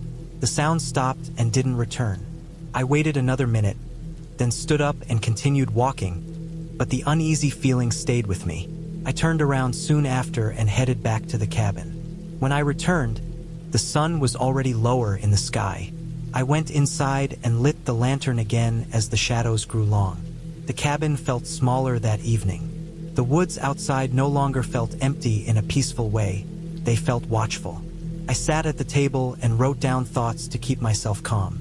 I reminded myself that being alone in unfamiliar wilderness naturally creates tension. The forest had animals. Maybe a hunter had passed through days earlier. Maybe a hiker had been in the area before me. I tried to treat everything logically.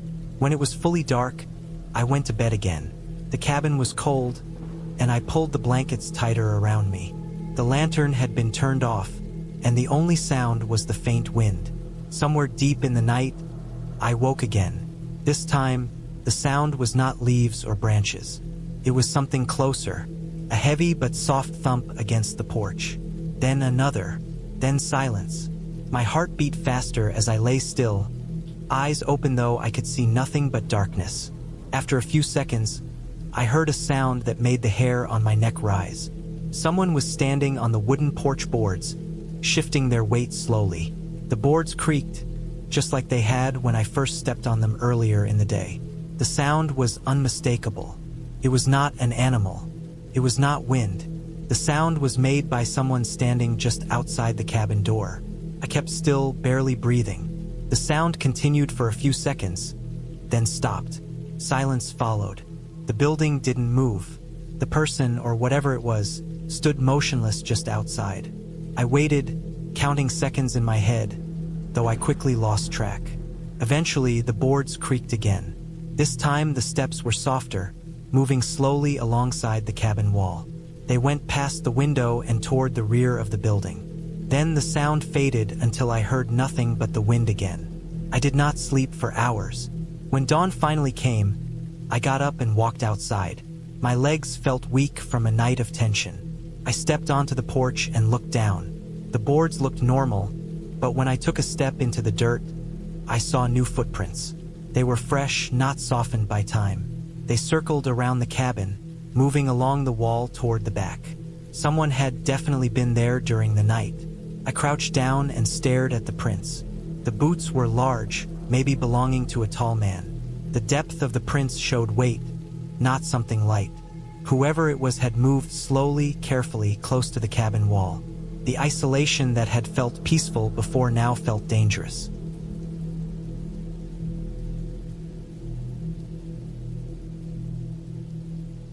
I had been planning the trip for months, marking every detail in my journal, obsessing over the checklist of supplies I would need for a solo cabin stay deep in the woods. The idea was simple: disconnect completely, be alone with nature, clear my mind, and write. I had rented a small cabin off a barely maintained forest road, miles from the nearest town. The cabin's listing had promised isolation, a pristine river nearby, and no cell signal. The solitude was exactly what I wanted. The drive there was long and quiet. My car bounced along the gravel road, surrounded by towering pine trees, and I noticed that the deeper I drove into the forest, the fewer signs of civilization appeared. The sunlight dwindled under the dense canopy, and occasional fallen branches forced me to slow down. I passed a few old, abandoned campsites, marked by fire pits and rusted signs, and the air grew heavier, colder. By the time I reached the turnoff to the cabin, the road narrowed to a dirt trail barely wide enough for one car.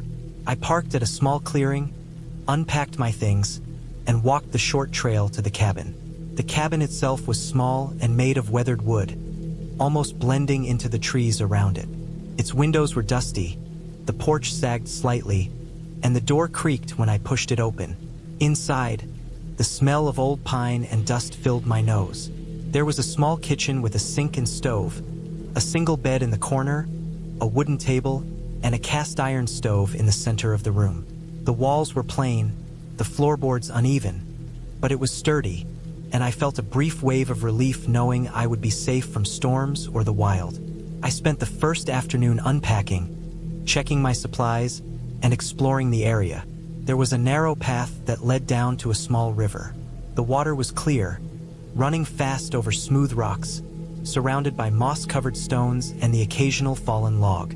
I followed the river upstream, taking note of possible fishing spots and areas where I could collect water.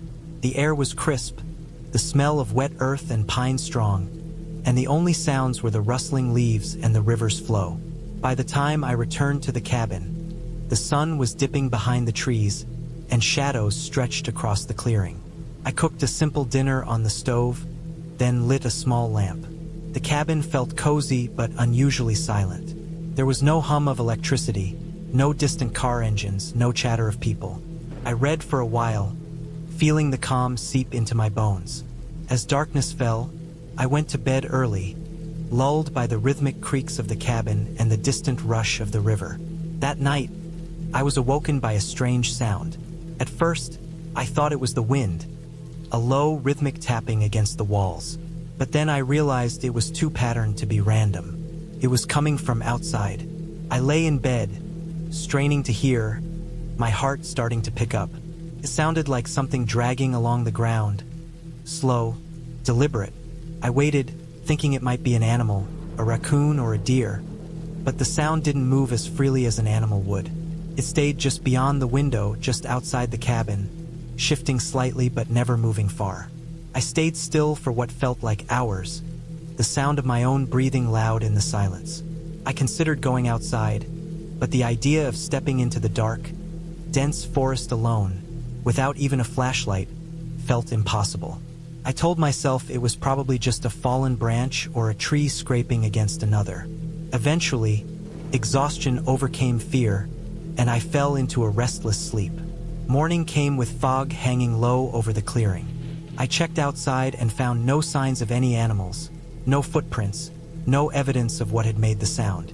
Shaken, I convinced myself it was my imagination, a trick of being alone in the woods.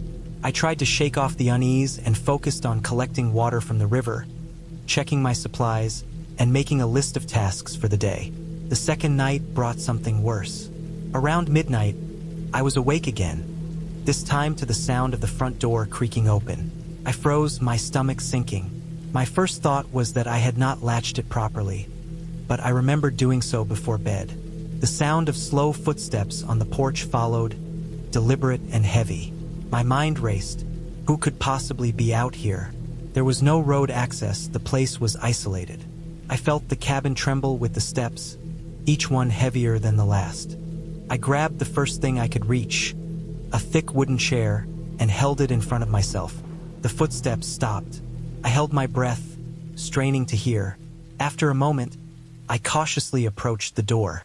There was nothing. No footprints in the soft dirt of the clearing. No sign of anyone. I checked the windows, the door latch, even the locks I had reinforced with old chains I had found in the cabin. Everything seemed untouched. I spent the rest of the night sitting on the bed, watching the darkened windows, unable to sleep. By the next morning, the unease had become a heavy weight pressing down on me. I considered leaving immediately, driving back down the forest road, abandoning the cabin entirely, but the road was long, and I knew the journey back would be tense and exhausting. I needed water, food, and rest before attempting that. Over the next few days, the sounds continued. I would hear the dragging, the footsteps, even the occasional thump against the cabin walls. Nothing was ever visible, but the feeling of being watched became constant. I began to check the perimeter repeatedly, marking my path around the cabin, counting the trees and large rocks, trying to notice any changes. Each time, nothing had moved. Each time, the forest looked exactly the same, untouched and quiet. The isolation started to take its toll on me. My sleep became fragmented, my appetite waned, and the cabin, which had seemed cozy at first, began to feel like a trap. I thought about how vulnerable I was out here. There was no cell signal, no neighbors, no way to call for help. Even the forest, which I had loved, now seemed like it was closing in on me, suffocating me with shadows and silence.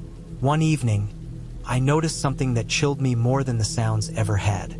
I was collecting water from the river when I saw footprints in the mud, leading from the edge of the forest toward the cabin. They were not animal tracks. The shape, size, and depth indicated a person, someone wearing boots. The footprints were fresh, the mud still damp. I followed them cautiously back toward the cabin and stopped short when I saw them disappear near the front door. My stomach dropped. Someone had been watching me, or worse, had been inside. I checked the cabin thoroughly. Nothing had been stolen, nothing had been moved, but the thought of someone entering while I slept made my skin crawl. From that point on, I became hyper-aware of every sound, every shadow, every movement in the trees. I barricaded the doors, moved furniture to block entry points, and kept a large metal rod near my bed.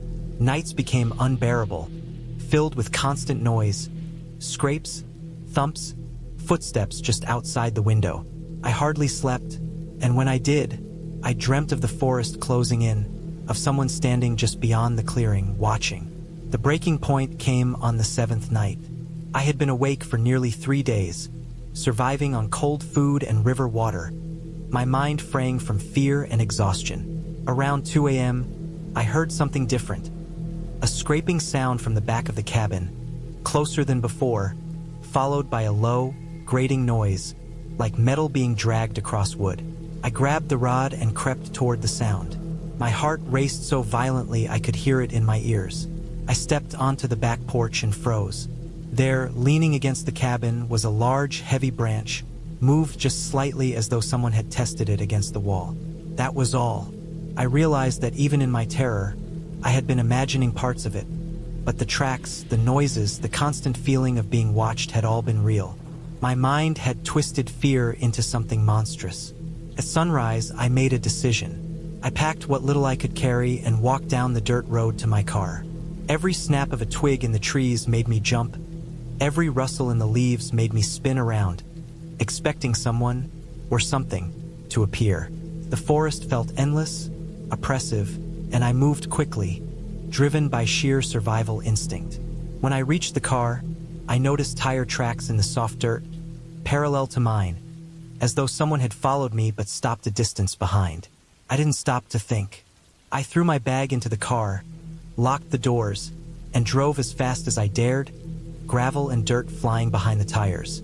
Every sound behind me, the crunch of branches, the rustle of trees, kept me on edge. I didn't look back. By mid-morning, I reached a main road. Civilization, houses, people, and cars. Everything felt surreal after the oppressive silence of the woods. I stopped at a small diner, ate a real meal, drank coffee, and finally allowed myself to breathe. I called the local ranger station and reported the cabin and the footprints, explaining as best I could. They said they would check the area, but I knew that by the time they arrived, whoever or whatever had been there would be long gone. Weeks later, I returned home. I didn't feel brave anymore, and I didn't feel that sense of peace I had been seeking. I realized that being alone in the woods wasn't a test of skill or endurance. It was a test of mind and willpower. I had survived, but I was forever changed, more cautious, more aware of the fragility of safety. The cabin stayed in my memory, a silent reminder of how isolation can twist fear into something almost tangible. I never returned, and I made a point to avoid trips into that kind of wilderness again. I carried that experience with me, not as a story to tell others, but as a lesson. No matter how prepared you are, solitude in the wilderness can expose fears you didn't know you had. I survived because I acted, because I stayed alert, because I refused to let panic take over. And that survival, as raw and terrifying as it was, gave me a strange, hard-earned clarity about the line between safety and danger.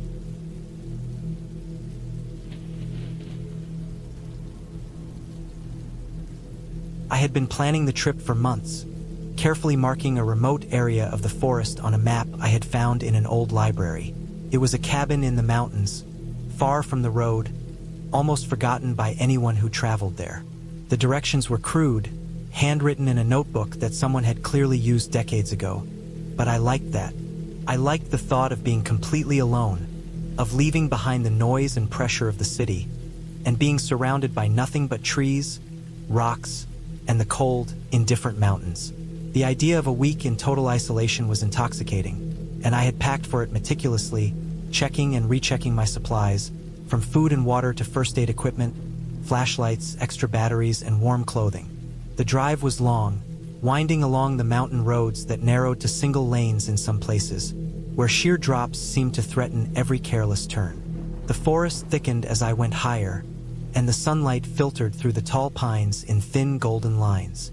The air got colder, sharper, carrying the scent of wet earth and pine resin. I felt a growing sense of anticipation mixed with unease, an emotion I couldn't quite name, a quiet tension that made my muscles tight and my stomach flutter. When I finally reached the small clearing where the cabin sat, it was almost surreal. The building was old, built from dark wood, with a steep roof and small, shuttered windows. Moss and lichen crept along the walls and roof, giving it the feel of something abandoned for years, yet maintained just enough to keep standing. I parked my car near the edge of the clearing and stepped out, my boots crunching on dry leaves and pine needles. The silence hit me immediately, a thick, complete quiet that felt like a physical weight pressing against my ears. Even the wind seemed muffled, and no birds or animals stirred. I carried my bags to the cabin slowly, noting the odd way the shadows fell around me, stretching long and dark between the trees. The cabin itself smelled of old wood, damp earth, and something faintly metallic, like rust or old pipes. Dust motes floated in the shafts of sunlight coming through the small windows. The floorboards creaked under my weight, and the walls seemed to lean in, enclosing me in a space that was at once small and strangely vast in its silence. I placed my things carefully, arranging my sleeping bag on the wooden floor, setting up a small stove I had brought, and stacking my supplies neatly in a corner. The first night passed without incident, the forest outside cold and quiet, the only sound being the occasional snap of a distant branch. The second day, I explored the surrounding area. The forest was dense, full of towering pines and oaks. Fallen logs were covered in moss, and small streams trickled down rocky inclines. The air was heavy with moisture, and the sunlight barely penetrated the canopy. I followed one of the streams for a while, trying to memorize landmarks in case I wandered too far, noticing the patterns of the trees, the shapes of the rocks, the way the ground sloped and rose. Returning to the cabin, I found myself aware of the quiet more acutely. Even though nothing had happened, my mind seemed to strain against the silence, as if it were waiting for something I could not name. That evening, I set a fire in the stove and sat close to it, eating a simple meal. The smoke curled lazily, and the warmth felt comforting, almost protective. But as darkness fell, I became more conscious of sounds. The wind brushing through the trees, the occasional rustle of something moving outside. Every small noise seemed amplified, each snap of a branch or crunch of leaves a signal that someone or something was near. I told myself it was just the forest, that I had imagined sounds before in city streets, that fear was natural here. But I could not shake a growing sense of unease, a feeling that the shadows themselves were watching, waiting. On the third day, while gathering firewood, I noticed tracks. They were faint at first, small depressions in the dirt and pine needles. At first, I assumed deer, but the spacing was odd, uneven, as if someone had been stumbling or walking cautiously. I followed them briefly, but they led away into thick undergrowth, disappearing before I could make out more. I returned to the cabin with a heightened sense of awareness. Every sound, every movement outside, now felt loaded with meaning. The wind rustling through the trees seemed deliberate, purposeful. Leaves falling in the wrong place made my pulse quicken. By the fourth day, I had begun noticing small things out of place inside the cabin. A door I was sure I had closed seemed slightly ajar. My supplies felt shifted, though I had placed them meticulously. The feeling of being watched grew heavier, pressing on my chest in a way that made it hard to breathe sometimes. I tried to rationalize it. Perhaps the cabin's age and isolation were playing tricks on me. Perhaps I was too tense, too sensitive to small changes. But rational explanations did little to calm me. The forest, once a place of beauty, now seemed indifferent, even hostile. That night I barely slept. Every sound was magnified. The cracking of the stove, the wind pressing against the walls, the distant snap of a branch. I kept imagining shadows moving, glimpses of figures just beyond my sight, and I forced myself to remain still, telling myself it was just imagination. At some point, I realized I had not locked the cabin's doors as tightly as I thought. I could hear faint creaking, the sound of the latch struggling in the cold wind. My hands shook as I pushed the door closed and secured it with a heavy piece of wood I had found outside. The fifth day was the worst. I went outside to check the perimeter, moving cautiously, noting every sound. The tracks I had seen earlier were back, closer this time, and there were new ones larger, muddier, as if someone had been walking around the cabin in the night. My heart pounded in my chest, and a cold sweat covered my back. I realized then that I was not alone. Someone had been here, moving around, watching, and I had no idea who or why. Panic threatened to take hold, but I forced myself to stay calm, reminding myself that I was capable, that I had supplies, and that the forest was not endless. I spent that night in a heightened state of alertness. Every shadow in the cabin seemed larger, every noise outside more deliberate. I stayed awake almost entirely, sitting close to the stove, my knife within reach, my flashlight on the floor beside me. The hours dragged on endlessly, and I began to feel trapped in my own fear. I knew I could leave, but the thought of stepping into the cold, dark forest outside, where someone might be waiting, was terrifying. I made myself stay put, telling myself I would rest in the morning. Morning brought some relief. The forest seemed calmer in daylight, the shadows retreating, the air filled with birdsong and the gentle rustle of leaves. I moved carefully, checking every part of the cabin, peering out the windows, examining the tracks. They were still there, but the light made them less ominous, more ordinary. I decided then that I would leave as soon as possible, pack my things, and drive back down the mountain. The forest was no longer a place of peace.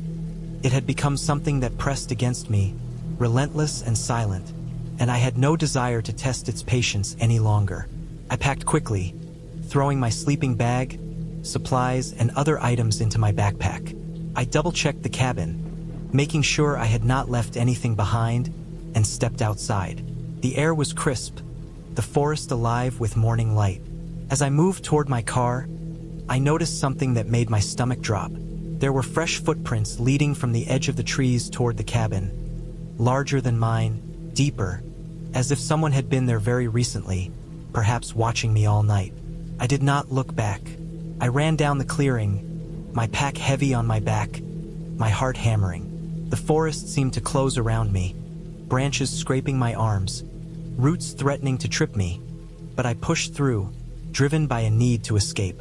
The drive down the mountain was tense and nerve-wracking. Every sound outside my car, the snap of a branch, the rustle of leaves, made me jump. I kept checking the rearview mirror, imagining figures moving between the trees.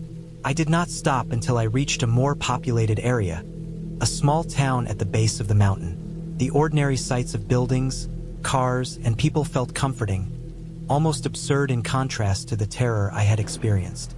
I never returned to that cabin. I told no one about the tracks or the sounds, about the feeling of being watched or the subtle shifts in the cabin. It remained, as far as I know, abandoned and silent in the forest, a place where someone or something had been, and where I had felt the full weight of isolation and fear. I realized then that the forest was not magical or supernatural, not haunted or cursed. It was simply vast, indifferent, and capable of hiding people who should not be seen. The lesson I carried with me was simple but clear. Isolation can make the ordinary terrifying, and sometimes survival depends not on bravery or skill, but on knowing when to leave. Weeks later, I found myself planning smaller trips, always closer to roads, always within reach of other people. The mountains were still beautiful, but the beauty was different now, tinged with caution. I had faced fear in its rawest form, and though it had been frightening, I had survived. And in surviving, I learned something essential. The world is not always friendly, and sometimes the only way to keep yourself safe is to recognize danger and move away before it reaches you. The experience left me changed, more aware of subtle signs and movements, more respectful of silence and isolation. I would never again underestimate the forest or the way it could hide people, and I would never again assume that solitude was always peaceful. But I also learned that fear, when recognized and respected, does not have to paralyze you. It can be a guide, a warning, and a reason to act decisively. And in that knowledge, I found a strange sense of peace, the kind that comes from surviving something that could have broken you, and returning to ordinary life, grounded and aware, carrying the lesson with me in every quiet moment.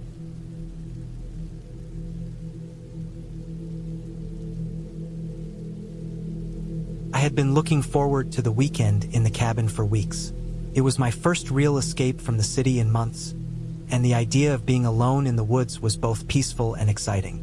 The cabin itself was small and rustic, set deep in a dense stretch of forest that I had only ever seen from the narrow dirt road that led to it.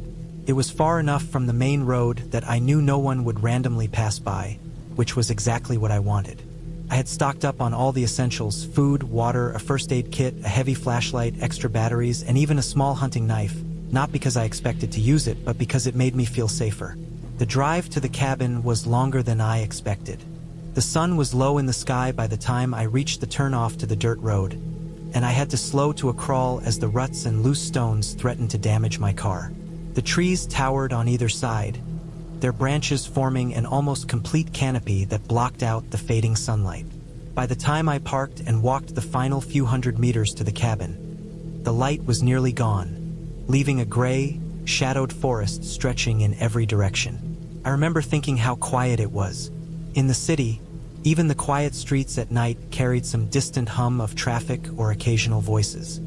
Here, it was pure silence, save for the occasional rustle of leaves in the wind. The cabin itself was simple.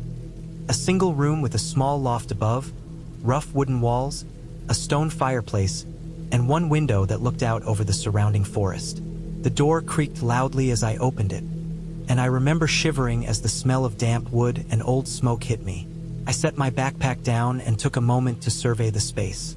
It was functional, more than comfortable, but I didn't care. I wanted to be out here, away from everyone. I spent the first hour unpacking and organizing my supplies, checking that my flashlight worked, and even inspecting the windows and locks. Everything seemed secure. The forest outside was growing darker by the minute. Shadows thickened between the trees, and the faint sound of a stream nearby was just audible over the wind. I lit a small fire in the fireplace, both for warmth and for a sense of safety. Watching the flames dance, I felt a strange mix of peace and unease. Being alone in a place like this, surrounded entirely by forest, was not what I was used to. Night came fast. I ate a simple dinner of canned soup and bread, then sat by the fire with a cup of coffee, staring into the shadows outside. That's when I first noticed it. A snapping sound. Not a twig snapping from the wind, but a definite, sharp crack from somewhere near the cabin. I froze. The sound came again, closer this time. My heart started racing, but I reminded myself it could be an animal. A deer, a raccoon, something harmless. Still, the snapping kept happening at irregular intervals. Every time I thought I was imagining it, another snap sounded closer, just outside the small clearing where the cabin stood. I tried to ignore it, telling myself I was being paranoid. I checked the locks on the doors again and made sure the windows were shut tight. I kept the fire going and even found my knife, setting it on the table beside me, just in case. Hours passed, and I began to relax slightly as the snapping stopped and the night deepened into a deep, almost suffocating darkness. I went to bed in the loft, using my sleeping bag, listening to the faint rustle of wind in the trees, feeling the cabin settle in the cool night air. Sleep was light, but I managed a few hours. Around midnight, I woke suddenly. A sound had woken me, a deliberate, soft scraping at the cabin door. My heart jumped. I lay still, listening. The sound came again, slow and methodical. Someone was outside. I froze completely, clutching the knife under my pillow. My mind raced. Who would be out here at this hour? There were no houses for miles, and the nearest road was far enough that a car would have been obvious. The sound of scraping grew more insistent, like someone testing the door, trying to see if it would give way. I stayed frozen, trying to think clearly. My phone had no signal, which made me even more anxious. The only thing I could do was wait. The scraping stopped, but then I heard something worse. The sound of deliberate footsteps circling the cabin, crunching on leaves and twigs, moving slowly but with purpose. My stomach turned over. Whoever it was, they knew I was here. The realization that I was entirely alone, trapped in a small wooden cabin in the middle of the forest with someone outside, made my skin crawl. I tried to plan. The cabin had only one exit, the front door. The windows were all small and sturdy, impossible to climb through quickly. My only real chance of safety was to wait until daylight, but that felt impossible. The footsteps continued for what felt like hours, circling closer, retreating, and circling again. Every snap of a branch, every scrape against the wood, made me flinch. I held the knife in my hands, feeling its weight, telling myself to stay calm and stay quiet. Hours dragged on. My body ached from tension, from lying still, and from fear. At some point, I think I drifted in and out of a light sleep, waking whenever a sound reminded me that I was being watched. By the time the sky began to lighten with the first gray of dawn, I was exhausted, tense, and my mind was a whirlwind of worst-case scenarios. When the first light hit the cabin, I could see outside more clearly. The forest looked calm and peaceful, almost innocent in the daylight, which made the events of the night feel even more surreal. I stepped carefully to the window and looked around. That's when I saw the tracks. Not animal tracks, human footprints, heavy and deliberate, circling the cabin, some close to the door where I had slept, others farther into the woods. Whoever had been out there had been walking, watching, waiting. Panic and adrenaline hit me all over again. I knew I had to get out, but I also knew I needed a plan. I packed quickly but quietly, keeping an eye on the forest. I grabbed my essentials, the knife, my flashlight, food, water, and a small first aid kit, and prepared to leave. My car was a short walk down the dirt road, but the forest was thick and offered plenty of places for someone to hide. I waited a full half hour, scanning for movement. Then, cautiously, I made my way out of the cabin. My movements were slow, deliberate, keeping low where possible, listening for any sound that would tell me I was not alone. I reached the road without incident, but my relief was short-lived. A figure appeared in the distance, barely visible among the trees, standing still and watching. My heart jumped again, but I kept moving. I reached my car and fumbled with the keys, trying not to make any noise. The figure didn't move, just stood there, and then, suddenly, they were gone. I slammed the door shut and started the car, keeping my eyes on the tree line as I drove slowly back to the main road. The drive back was tense, every shadow on the side of the road setting my nerves on edge. Once I reached a well-traveled highway, the anxiety began to subside slightly, though my hands were still trembling. By the time I returned home, I was physically exhausted and emotionally drained, but I knew one thing for certain: I would never go back to that cabin. Over the next few days, I reported what happened to the local authorities. They came out, checked the area, and found evidence that someone had been near the cabin repeatedly. Footprints, disturbed underbrush, and even a few pieces of discarded trash. They confirmed that it was unlikely to have been an animal. No one was ever caught, but they advised that cabins in remote areas can attract the wrong kind of attention, especially if they seem empty. The experience stayed with me for months. I double-checked locks, I avoided remote areas, and I became hyper-aware of every sound at night. But over time, the memory lost some of its raw fear. I realized that while the night in the cabin had been terrifying, I had survived because I stayed calm, stayed alert, and took action when the opportunity arose. I had learned to respect the isolation of the wilderness, to prepare for the unknown, and to trust my instincts. The cabin itself remained in my mind as a dark memory, but it also became a lesson. I would never forget the fear, the tension, or the feeling of being watched, but I also never forgot that I had come through it. That clarity, that understanding of what fear was and how to survive it, was something I carried with me forever. The forest could be quiet and beautiful, but it could also be dangerous. And sometimes, the scariest thing is not a ghost or a legend, but a real person, unseen and patient, waiting in the shadows.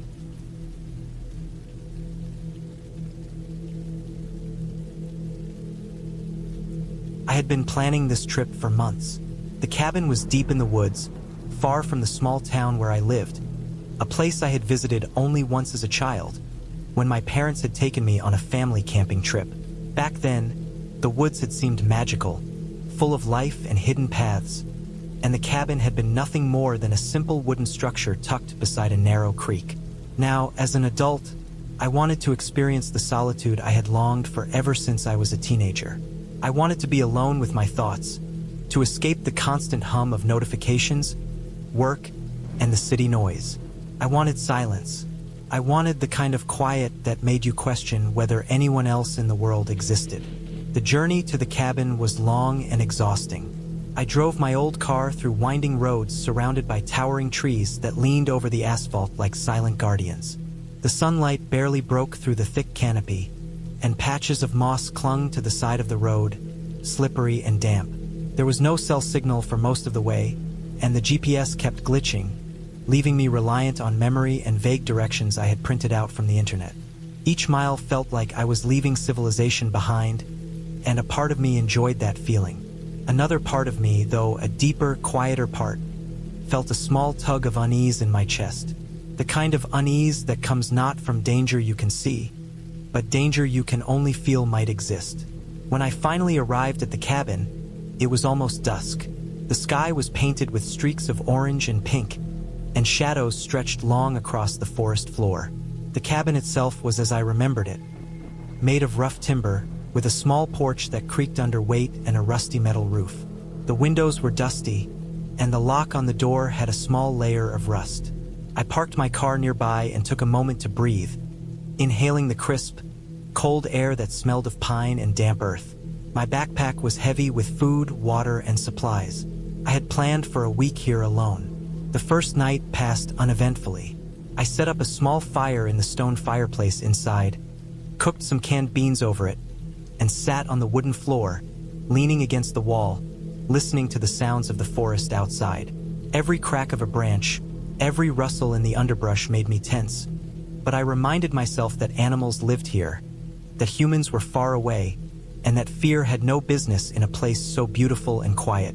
I slept poorly on the old mattress, the springs pressing against my body in ways I couldn't quite get used to, but I woke refreshed, eager to explore. The next day, I walked the narrow trail that led from the cabin deeper into the forest. The ground was uneven, covered in pine needles and small stones. I passed old trees, some hollowed out, some scarred by lightning, their roots twisting like the veins of the earth. Birds called intermittently, and a small stream cut through the landscape, its water clear and sharp against the smell of wet soil. I followed the trail for hours, until it led me to a small clearing where the sunlight fell freely and the air smelled sweeter. I felt a strange comfort here, a sense of being part of the woods rather than an intruder. I marked the clearing in my mind as a place to rest or maybe even to set up a small fire for warmth if needed. I returned to the cabin that evening with tired legs and a sense of accomplishment. I cleaned up, ate a simple meal, and went to bed early, listening again to the forest's night chorus. That night, however, I noticed something different. There was a pattern to the sounds outside. Footsteps, slow and deliberate, moving around the cabin. I froze in my bed, straining to hear. The wooden floorboards on the porch creaked under weight. I had locked the door, yet someone was out there. Panic rose in my chest, hot and fast, but I forced myself to think. There were ways to rationalize this. Deer stepping on twigs, raccoons climbing the porch.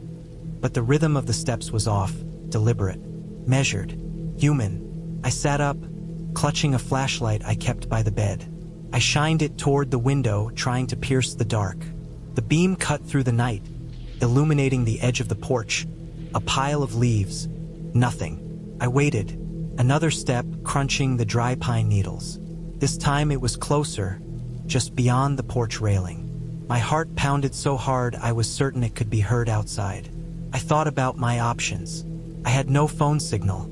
I could run to the car, but that left me exposed. I considered waiting, hiding, watching. The logical part of me said that whoever it was, they hadn't tried the door yet. That part of me hoped they were just a drunk hiker or a hunter who had gotten lost. The irrational part screamed that I was trapped, that any moment someone could break in. I gripped the flashlight tighter, imagining it as a weapon, as useless as it might be against someone determined. Hours passed. I dozed in fits, waking at every sound. By morning, nothing had happened. The sunlight streamed through the windows, and the footsteps were gone. I rationalized, told myself that exhaustion and imagination had made me paranoid. I told myself I would be more careful, keep the doors locked, and avoid wandering outside after dark. But the unease lingered, gnawing at the edges of my thoughts. The following days were a mix of exploration and constant tension. I started noticing small things that I had not before. Rocks moved slightly between visits to the same trail. Branches that were intact one day were snapped the next. My food supplies, carefully organized, were slightly disturbed, nothing major, just enough to make me question whether I had imagined placing them in that order. I found a piece of paper near the edge of the cabin, trampled under leaves. It looked like a map, hand-drawn, leading somewhere deeper in the woods. I didn't recognize the markings, but the handwriting was neat, deliberate. I left it there, pretending it was insignificant, though my stomach churned every time I passed it. On the fourth night, the footsteps returned, this time unmistakably close. They circled the cabin slowly, pausing at the back, where the forest thickened. I stayed frozen under the blankets, listening. Then came a sound that made my blood run cold. A soft scratching, as if something were trying to pry open the back window.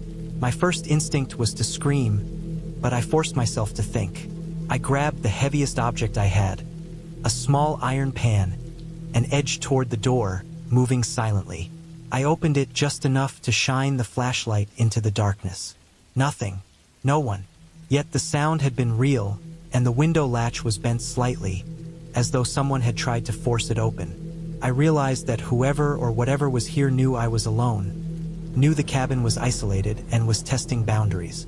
Fear, raw and undeniable, swept over me. This was no longer imagination. This was reality.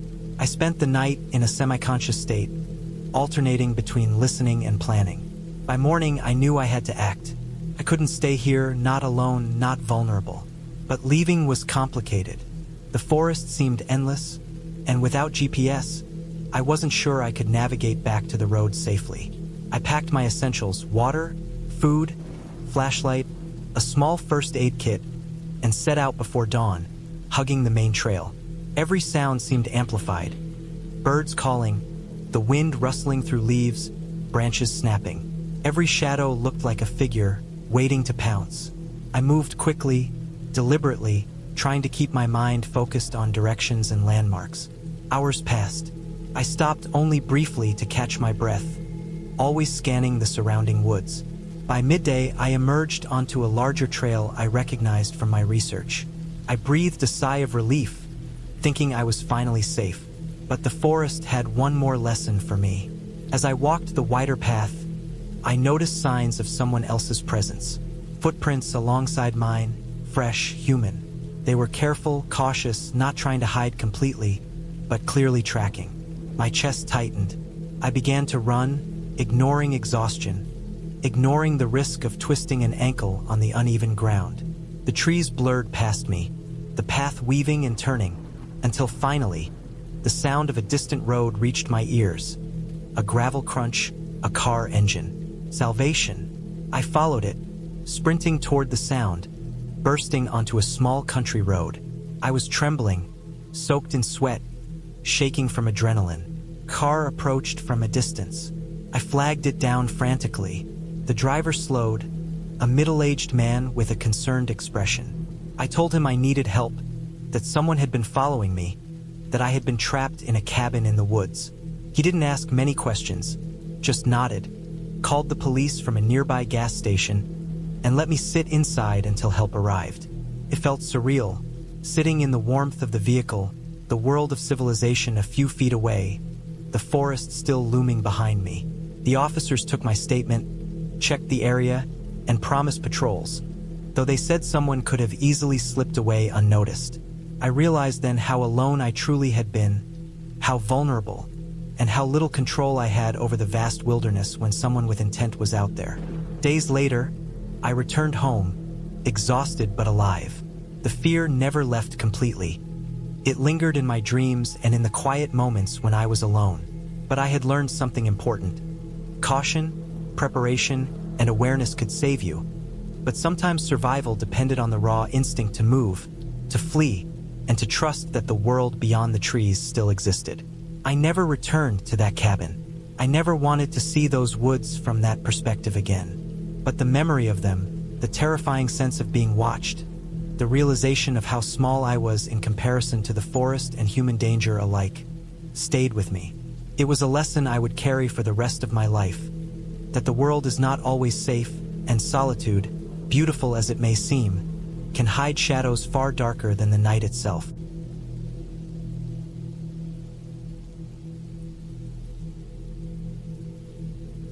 I had been planning the trip for months. The idea was simple. Escape the city, the noise, the constant pressure of work and responsibilities, and spend a week alone in the mountains. The cabin I rented was deep in the woods, far enough from any main road that the map on the website claimed it would take an hour to drive in from the nearest town.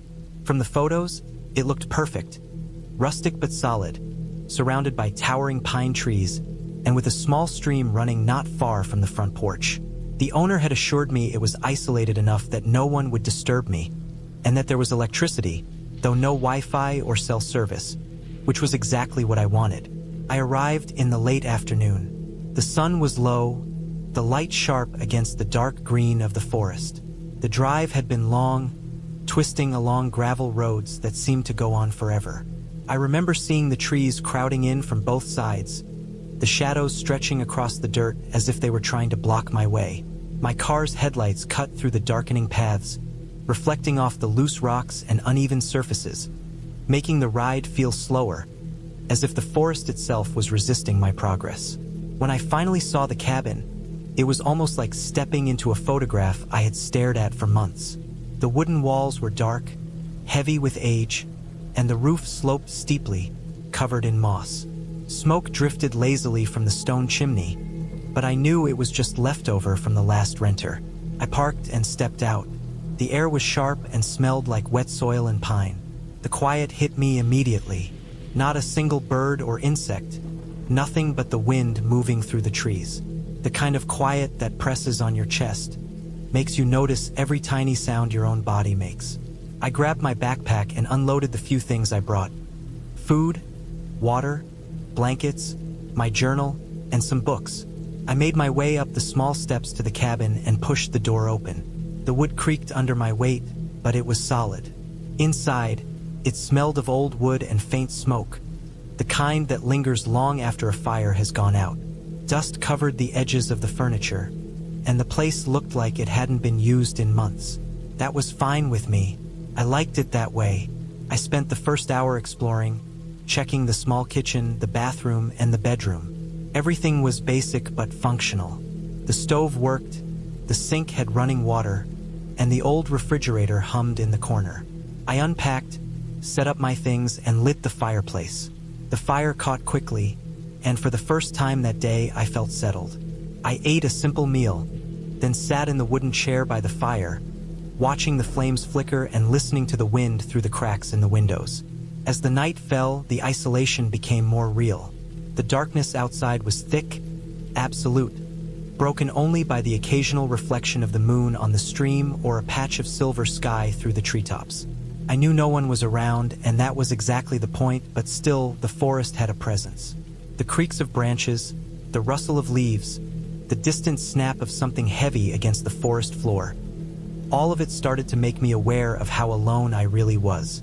I went to bed early. The mattress was firm, the blankets warm, but sleep didn't come easily. I kept hearing sounds. Small thuds against the cabin walls, the brushing of what I assumed was branches, and an occasional tapping that seemed like it came from inside. I told myself it was the house settling or animals, maybe a deer or a raccoon exploring. Still, I lay awake for hours, staring at the ceiling, listening. The next morning, I woke to the sound of water. Not rain, not the stream, but the slow, steady drip of something onto wood. I got out of bed and walked to the window, looking down at the side of the cabin. There, caught in the moonlight, was a small pool of water forming under the gutter. I sighed. It was nothing, just a leak. I made breakfast and decided to spend the day hiking. I had a map, plenty of supplies, and a route marked to a small waterfall about 3 miles in. The hike started well enough.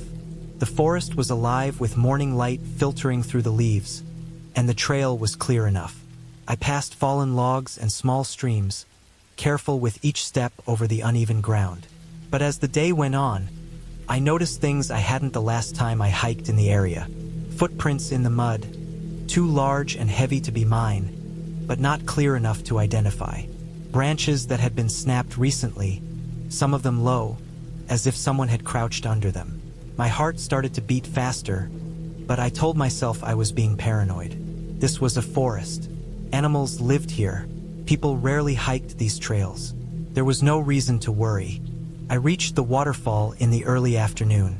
It was beautiful, the water tumbling over rocks into a clear pool. I sat on a rock nearby, ate a small snack, and drank water.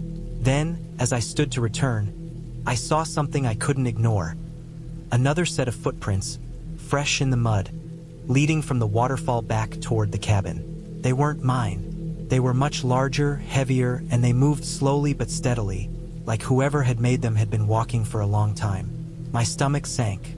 The thought of another person in this forest, so close to my cabin, made my chest tighten. I hurried back, taking a slightly different trail, hoping to get to the cabin before anyone else could reach it.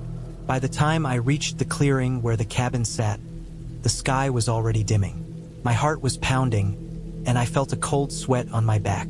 I slowed as I got closer, trying to listen for any sign of movement. The cabin looked empty. No lights, no movement. I told myself I must be imagining things. Maybe someone had just passed by. Maybe it was a hunter or someone camping. I unlocked the door and went inside, locking it behind me, trying to calm down. That night was worse than the first. Every noise seemed louder. The wind through the cracks sounded like whispers. The floorboards groaned. I kept checking the windows, the doors, even peeking out at the trees to see if there was any movement. I saw nothing, but I couldn't shake the feeling of being watched. My mind went through every scenario, each more terrifying than the last. I told myself to sleep, that I was being ridiculous, but every time I closed my eyes, I imagined someone stepping over the threshold, someone waiting in the shadows. The next morning, I decided I couldn't just sit inside and worry. I had to do something. I grabbed my binoculars and started scanning the forest from the porch. I stayed out there for hours, marking every movement, every shadow. That's when I saw it. A figure moving slowly among the trees at a distance. Not fast, just deliberate, watching. My heart froze. Whoever it was, they were aware of the cabin, of me. The figure didn't approach directly, but it didn't leave. I tried to get a better view, and as I adjusted the binoculars, I saw the outline of a face, faint in the shadows. Not someone camping, not a hiker. This was deliberate. I spent the day preparing.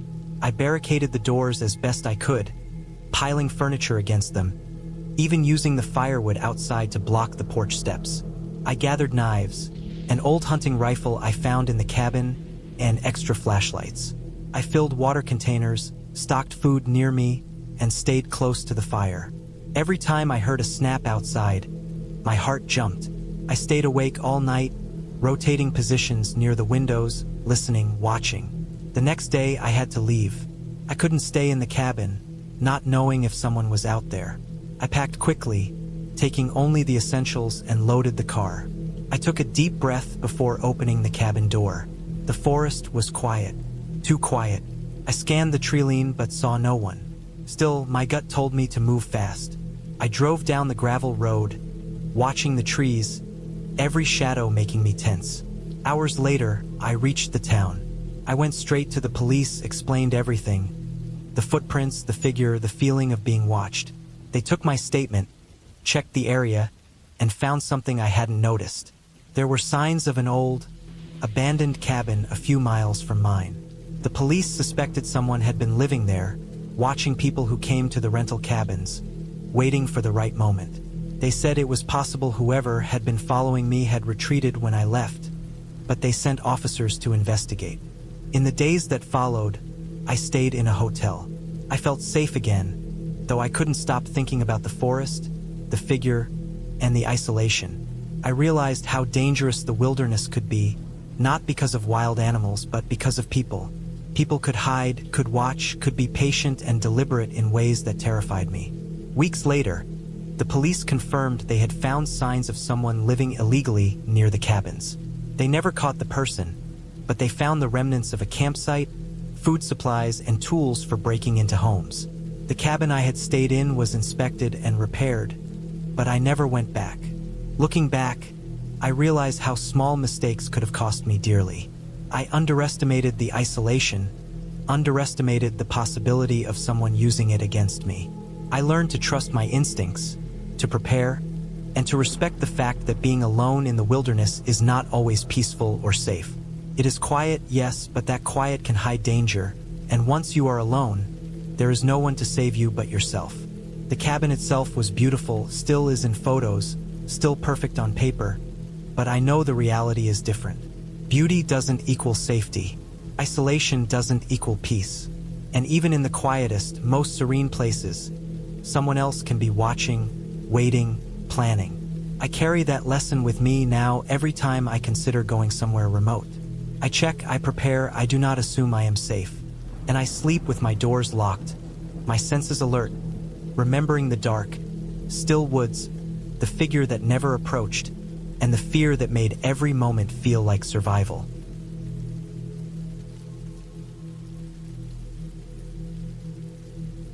I had always wanted a place far away from people, where the only sounds were the wind through the trees and the occasional call of a bird. Life in the city had worn me down. Constant noise, endless traffic, and the kind of pressure that made your chest feel tight even when you were doing nothing. So, when I found a small cabin for rent deep in the woods of northern Maine, I jumped at the chance. The cabin was old but solid, built of thick logs and a steep roof to hold back the heavy winter snow. It sat on the edge of a small clearing surrounded by tall pines, with a narrow dirt road leading in that twisted through the forest for miles. From the pictures online, it looked perfect. Quiet, isolated, and untouched by modern life. I packed my car with everything I thought I might need for a week: food, water, clothes, a first aid kit, flashlights, and extra batteries. I drove for hours, the road becoming rougher and narrower the further I went, until finally the trees opened to the small clearing and the cabin appeared. I parked, took a deep breath of the cold pine-scented air, and felt an unfamiliar relief. This was it. Alone. Away from everything. The cabin itself was simple inside.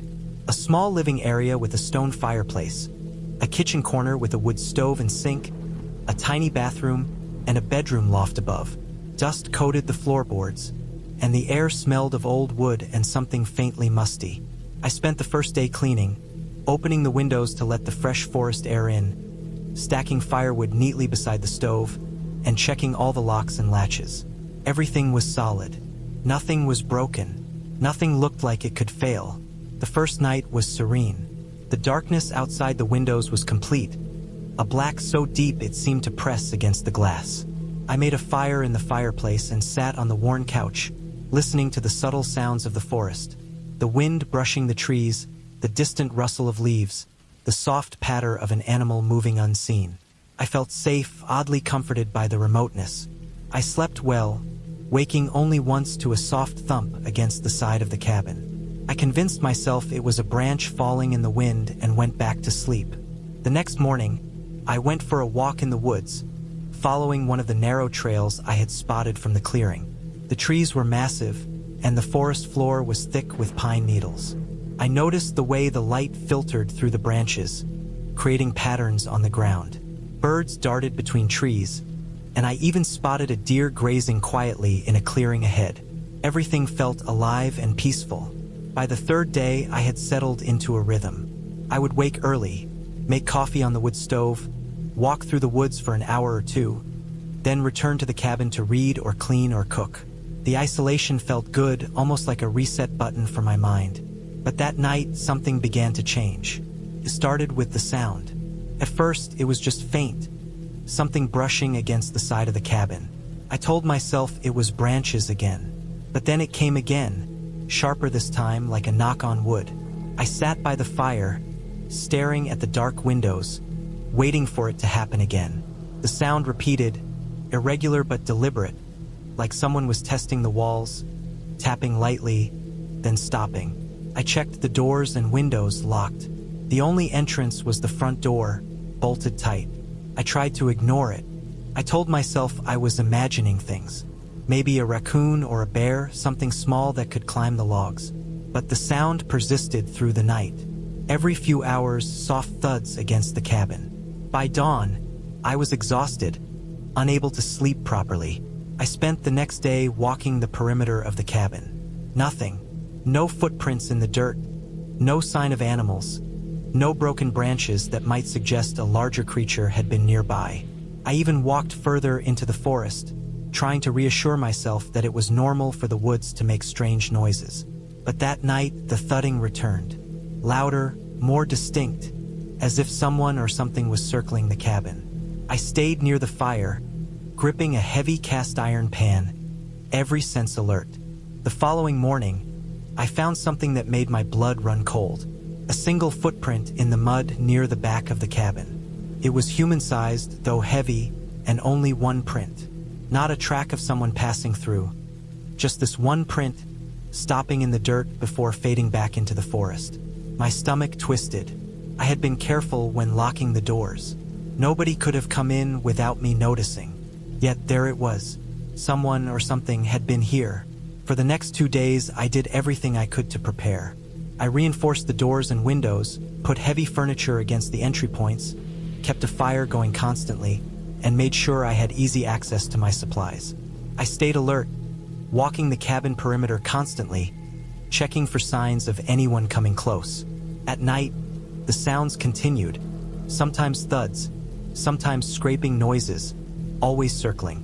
I began sleeping in the bedroom loft, the pan still in my hands, ears straining for any hint of movement. By the fifth night, exhaustion had started to wear me down. My nerves were frayed, my hands shaking slightly from the constant tension. The noises didn't let up, and I began noticing other things.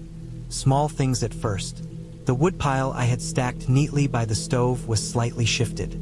A kitchen chair moved a few inches from where I had left it. I told myself I must be seeing things, that perhaps I had done it subconsciously in my sleep. But deep down, I knew something was wrong. Then it happened. The front door handle rattled.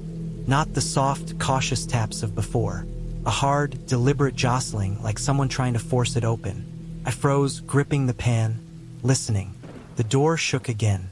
My heart pounded, and a cold sweat broke across my skin. I grabbed my flashlight and shone it toward the door, my hand trembling. Nothing visible in the darkness, but I could hear the breathing outside. Heavy, slow, deliberate. I realized I had two options. Stay put and hope whoever it was would leave or try to escape. I had brought my car almost a mile down the dirt road, but it was night, and I had no cell reception. I had no guarantee that I would reach it safely. I stayed crouched near the loft stairs, watching the door. Hours passed. The rattling stopped eventually, but I didn't sleep. Couldn't. Morning came, and I found fresh footprints around the cabin. 3 sets, circling the structure, heavier than mine, distinct. Whoever it was had spent the night outside, watching, waiting. I couldn't stay. I packed quickly, grabbing all the supplies I could carry, and moved cautiously toward the car. The dirt road stretched empty before me, but every shadow seemed alive. I felt like something was following, just out of sight, tracking my movements. I drove slowly, glancing into the rearview mirror constantly. The forest seemed endless, and the road winding and narrow. Hours passed before I saw signs of life. A small gas station, a house, a road with a car. Relief washed over me. I stopped at a small town, called the local authorities, and explained the situation. They sent officers to the cabin later that day, but when they checked, there was no one there. The footprints had vanished, the door and windows intact, no sign of anyone else. The experience stayed with me for months. I couldn't sleep properly. I jumped at small noises, and I often thought about those nights. The constant circling, the quiet watching, the uncertainty of whether anyone or anything was really there. I sold the cabin rental rights to someone else after that week. I never returned. Looking back, I realized that what scared me most wasn't just the isolation or the unknown presence, but the way my mind kept trying to rationalize the impossible. I had prepared for bears, for accidents, for storms, but I hadn't prepared for the sheer, deliberate attention of something or someone that could follow me without being seen. And that, more than any shadow or sound, was the part that lingered the longest. Months later, I learned that other cabins in that area had experienced similar break-ins. People reported hearing circling footsteps, strange noises, and footprints appearing and disappearing without explanation. Authorities never found the perpetrators, though they suspected human trespassers, probably locals or wanderers familiar with the forest, watching from the shadows. I came to understand that isolation, while peaceful and beautiful, has a cost. The woods do not forgive carelessness, and the solitude that I sought as a refuge could just as easily be a trap for anyone unprepared for the vigilance it demands. Now, whenever I go into the forest, even briefly, I make sure I'm not alone, or at least that I am visible. I double-check locks, make contingency plans, and I never forget the way it felt to be trapped, aware of a presence I couldn't identify, helpless against the unknown. The cabin, the forest, the footsteps, they were real, human, and deliberate. I survived, but I carry that awareness constantly, a reminder of how careful one must be when alone in the wilderness, and how quickly peace can turn into fear. The week in the cabin changed me. I learned to respect the woods, to respect isolation, and to understand the fragility of safety when humans are involved. The forest, beautiful as it is, holds those who are not careful in its silence. And some silence, I learned, is far louder than words.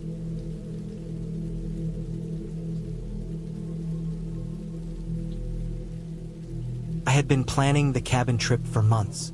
After a year of long work hours and endless city noise, I wanted something remote, something quiet, somewhere I could feel small in the world, surrounded only by trees, dirt, and the wind. The cabin I rented was deep in the mountains, off the main roads, reachable only by a narrow, winding dirt path that grew rougher and narrower with every mile. The GPS barely worked past the last clearing, and I liked that. The thought of being completely disconnected gave me a strange comfort, a rare sense of freedom. When I first arrived, the cabin looked exactly like the pictures.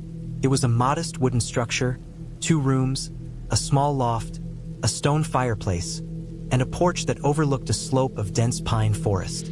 The air smelled of damp wood and pine needles, fresh but heavy, earthy and clean in a way city air never was. The first thing I did was unload my pack and look around. The inside smelled faintly of old wood and years of dust. I ran my fingers over the tables and shelves. Everything was solid, practical, and worn in the right way.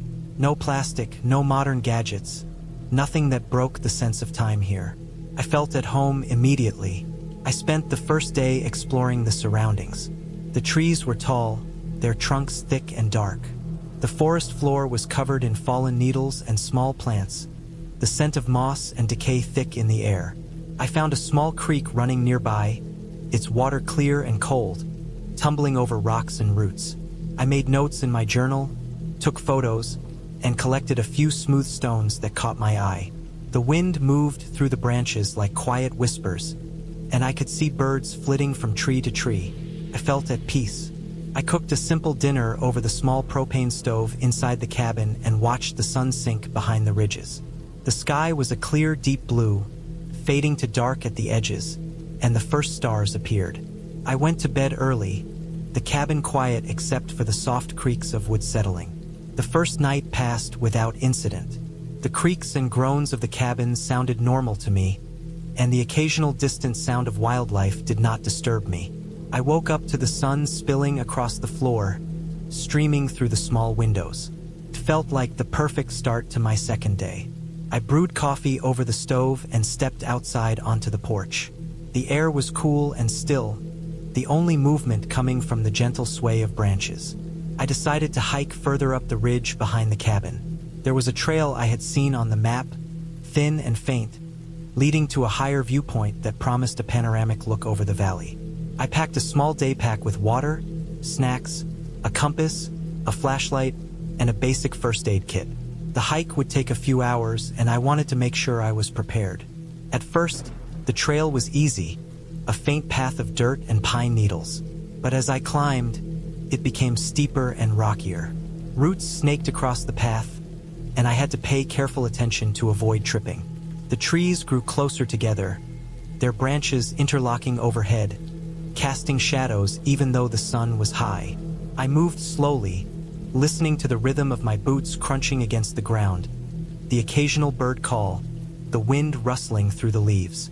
I felt entirely alone, but not in a way that was frightening. I felt small but not afraid, until I noticed something out of place. A large footprint pressed into the soft soil of the trail. It was too big to be human, the shape odd, the edges rough and irregular. I froze and crouched to examine it. The ground around it was disturbed, as if something heavy had passed through recently. I followed the prints cautiously, and they led further up the trail. I was certain I was not imagining it. The prints were real. The thought crossed my mind. A bear. There were bears in these mountains, black bears mostly, occasionally grizzlies, though rare. But I could not tell at first. The prints seemed larger than what I expected from a black bear. I noted the direction. They were heading up the slope, deeper into the forest. I debated turning back, but curiosity got the better of me. I kept following the prints, moving carefully, making sure I could retreat if needed. The trail became less distinct, almost disappearing under a tangle of roots and rocks. I began to hear subtle noises, the snapping of a twig, the rustle of leaves. Not rhythmic like the wind, more deliberate, like something moving. I froze multiple times, listening. My heart started to beat faster. I realized I had gone further than I intended and had no clear idea of my exact location relative to the cabin. I pulled out my compass and map and tried to orient myself. The prince had stopped here, at a small clearing where the trees thinned and a rocky outcrop overlooked the valley. I crouched to inspect. No sign of what had left them, nothing except the faint, crushed vegetation. I was uneasy, but not panicked. I decided to sit quietly for a while, observing. I could hear the forest in layers, the wind in the upper branches, a bird calling, insects moving through the undergrowth. Then I noticed a new smell, a pungent, sharp scent, not of the forest, but something wild, something animal. My stomach tightened. I had no gun, only a small folding knife. I debated heading back, but my legs were tired, my backpack slightly heavy. I took a few deep breaths, then started back down slowly, scanning constantly. The hike back felt longer. Shadows seemed heavier, the forest more alive. I stumbled once on a hidden route, twisting my ankle slightly. Pain shot up my leg, but I could still walk. My mind raced with possibilities. What if the prints were from a large bear or some other wild animal? I tried to reassure myself that this was all part of being in the wilderness, that I had seen no actual threat, only signs. But when I reached the lower slope and looked back, I noticed movement in the trees. A flash of dark fur, a shape ducking between trunks. My heart jumped. I picked up my pace, staying on the path. I could not be sure it was following me, but the thought alone made my skin crawl. By the time I reached the cabin, my hands were shaking slightly. I closed the door behind me and checked every window and the porch. Everything seemed normal, but I could not shake the sense of being watched. I reinforced the door with the wooden bar, just in case, and stacked a chair against it. I made myself dinner quickly, though I could not eat much, and cleaned the dishes with trembling hands. The sun was setting, and I lit the fireplace to warm the cabin. The crackle of the fire was comforting, almost hypnotic. I sat close to it, scanning the shadows outside through the small window. Nothing moved, not for a long time. The night stretched endlessly. Every sound seemed amplified. The wind rattled branches against the cabin. Small animals scuttled in the underbrush, and the fire popped and hissed. I had the flashlight next to me, the knife within reach, and I forced myself to stay calm. I thought about the tracks, the smell, the fleeting glimpse of dark fur. I remembered the first rule of being alone in the wilderness. Do not panic, do not make sudden moves, stay alert. I took slow breaths, listening, waiting for the night to pass. Hours dragged on. I dozed off intermittently, waking at every creak of the wood, every distant crack. By the time the first light of morning crept over the ridges, I felt exhausted and raw, my nerves taut. Morning brought clarity. I stepped outside cautiously. There were no tracks near the cabin, no broken branches, no scent. It was as if whatever had been watching me last night had vanished. I inspected the surroundings carefully, then ventured a short distance down the path to check for fresh tracks. None. Only the trail I had walked the day before. I realized I had been lucky. Whatever had left the footprints, whatever had lurked in the shadows, had moved on. I resolved to stay closer to the cabin from now on, to stick to the more obvious paths, to respect the signs of the wilderness. The next few days passed slowly, with careful exploration, gathering firewood, hiking only where I could see clearly, and documenting the environment. Each morning, I checked the surroundings. Every night I secured the cabin, each noise outside examined for meaning. I began to appreciate the rhythm of the place, the way light fell across the trees, the sound of water in the creek, the wind in the pines. The tension of the first days eased slowly, replaced by cautious respect and deep attention to detail. I learned how to read tracks, identify animal signs, and avoid dangerous areas.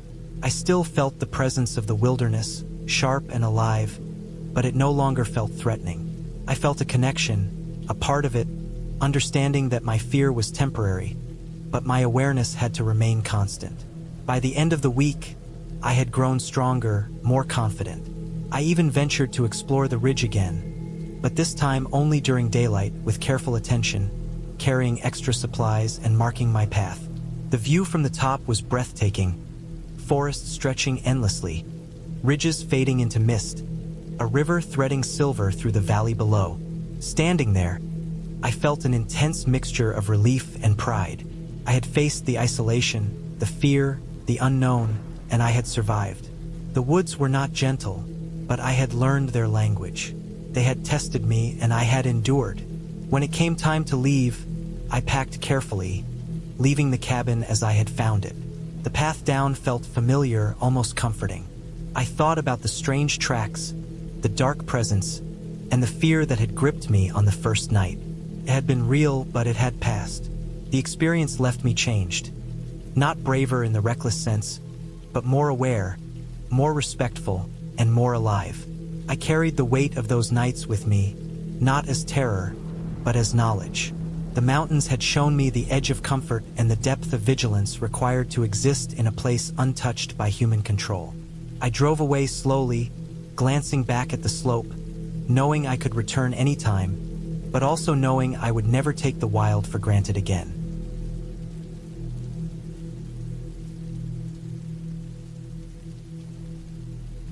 I had been planning this trip for months. The cabin was in a remote section of the mountains, far from any town or road, and I had chosen it because of its isolation. I wanted to be alone with nature, to escape the constant noise and pressure of city life. The drive had been long, winding through narrow roads that climbed steadily, lined with dense forest on either side. By the time I reached the clearing where the cabin stood, the sun was beginning its slow descent behind the mountains, spilling long shadows across the clearing.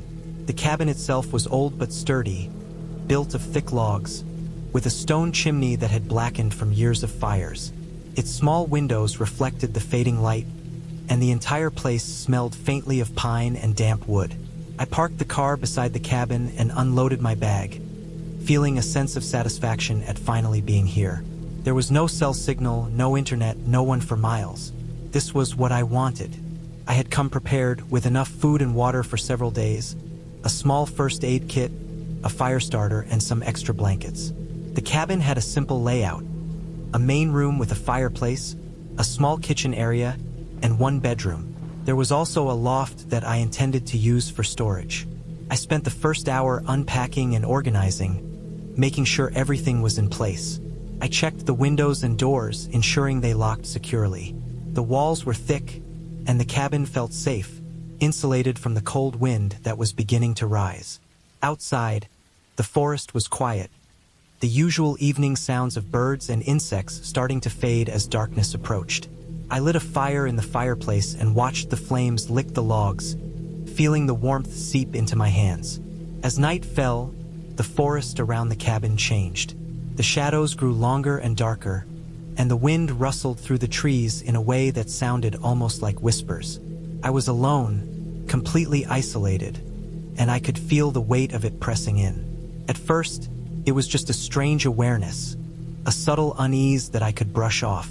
But as the night deepened, the noises grew sharper. Twigs snapping, leaves rustling, and the occasional distant thud made my senses hyper-aware. I knew that bears and other wildlife lived in these woods, but I had been careful. I had food stored safely, and I had set up a small perimeter with noise-making cans near the edges of the clearing, just in case. Sleep didn't come easily that night. Every little sound seemed amplified. The wind rattled the cabin's windows, making them clink and groan. I lay in bed, listening, waiting, trying to convince myself that nothing could reach me here. But then I heard something that made my stomach drop. A slow, deliberate crunch of gravel just outside the cabin. My heart stopped. I didn't breathe. The sound came from the side of the cabin, near the kitchen window. Whoever or whatever it was moving carefully, quietly, not like an animal. This was human. I froze, staring into the darkness, trying to tell myself it was a trick of my mind. But then I heard it again, just a few seconds later. Footsteps. Not fast, not frantic, just slow and methodical. I grabbed the small knife I kept on the nightstand, feeling its weight in my hand. I wanted to move, to look through the window to see what it was, but my body wouldn't respond. I tried to tell myself it was someone lost in the woods, but even as I thought it, I knew the way these steps sounded: careful, patient. It wasn't someone who had just stumbled here. Hours seemed to pass as I lay there, listening. The fire had burned low in the fireplace, and the room was dim and cold. Outside, the forest seemed impossibly dark, almost like it was alive and watching me. At some point, the footsteps stopped, but the sense of being observed didn't. I didn't sleep that night, and when the first light of dawn filtered through the windows, I felt exhausted, tense, and on edge. Morning brought a false sense of calm. I prepared a quick breakfast, trying to shake off the night's fear. I checked the cabin's doors and windows again, all intact, no sign of anyone outside. Maybe it had been a dream, or maybe someone had really been there and left once the night had grown too dark. I told myself not to overthink it, but there was a small detail that I couldn't ignore: the dirt on the side steps. Fresh footprints, leading around the cabin and disappearing into the trees. They were not mine, not from any animal I knew. Someone had been here. The next day, I went about normal routines, trying to maintain a sense of control. I gathered firewood, cleaned the cabin, and explored the immediate area. The forest was dense and quiet, with only the sound of the wind and the occasional bird.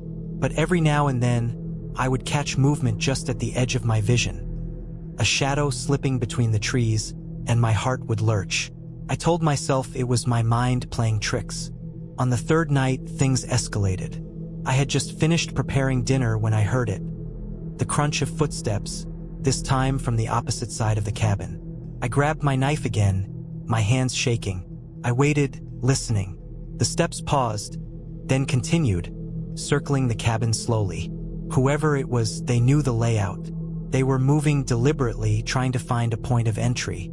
I remembered a small trapdoor in the loft that led to the roof. It was old, heavy, and made of solid wood. I had never used it, but now it seemed like my only option. I quietly climbed the ladder, opened the trapdoor, and crawled onto the roof. The night was cold, and the wind whipped against my face, but I felt safer there than inside. From my vantage point, I could see the clearing clearly. A figure was moving slowly among the trees, stopping periodically, as if listening. It was wearing dark clothing, indistinct, and its movements were deliberate. I stayed on the roof for hours until the first light of dawn. Eventually, the figure disappeared into the trees. I didn't move until I was certain it was gone. When I finally climbed down, I realized that my sense of security inside the cabin was shattered. I couldn't stay in one place without fear. I started planning a way out, but the nearest road was miles away through dense forest. I had to wait for daylight to make the trek safely. Over the next 2 days, I stayed vigilant, reinforcing doors and windows as best I could. I dug small pits and scattered rocks around the perimeter, anything that could alert me if someone approached. I moved quietly, avoiding making noise that could draw attention. The forest had become a cage, and every sound, the snap of a branch, the rustle of leaves, sent a jolt of panic through me. Finally, on the 4th day, I decided I could no longer wait. I packed essential items: water, food, my first aid kit, and the knife. I left the rest behind, including anything that might attract attention. I chose a route through the thickest part of the forest, avoiding the obvious trails. The journey was exhausting, with undergrowth scraping at my clothes and branches hitting my face. At one point, I stumbled into a small creek, soaking my boots and making progress slower. But I kept going, driven by the fear that someone might still be near. As evening approached, I finally reached a ridge overlooking a narrow logging road. I could see a small truck approaching in the distance. I waited until it was close enough to see me, waving my arms frantically. The driver slowed, stopping to let me scramble down the ridge. I was filthy, exhausted, and trembling, but I was alive. I explained as best I could, and the driver gave me a lift to the nearest town. By the time I reached safety, I had been gone from the cabin for days, but the memory of those nights never left me. I realized how quickly isolation can become dangerous, how vulnerable one can be even in a seemingly safe place. I never returned to that cabin. The thought of it, the forest surrounding it, and the figure that had stalked me filled me with a lingering fear. But I survived, and I had a clear lesson. In the wilderness, the quiet is never truly empty, and vigilance is the only thing that keeps you alive. Weeks later, I went back mentally, retracing every step, every sound, and every movement. I realized how small mistakes, how slight delays, could have cost me everything. And yet, I also felt a strange relief. I had faced something primal, something entirely human, and survived. It was not a story of monsters or ghosts, but of raw reality. Human nature, the unknown, and the wilderness itself. That clarity, that understanding, was my ultimate escape, more real than any fairy tale ending could ever be.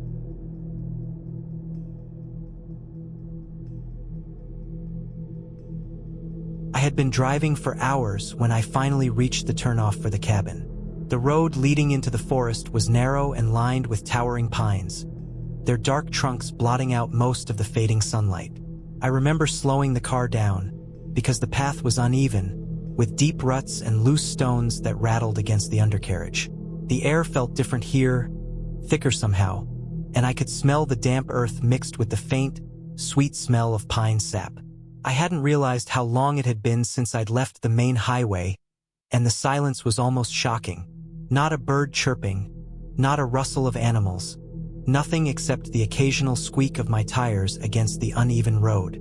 I was carrying a modest load of supplies, a small cooler with food, a duffel bag with clothes, a first aid kit, and a few extra batteries for the flashlight I had packed.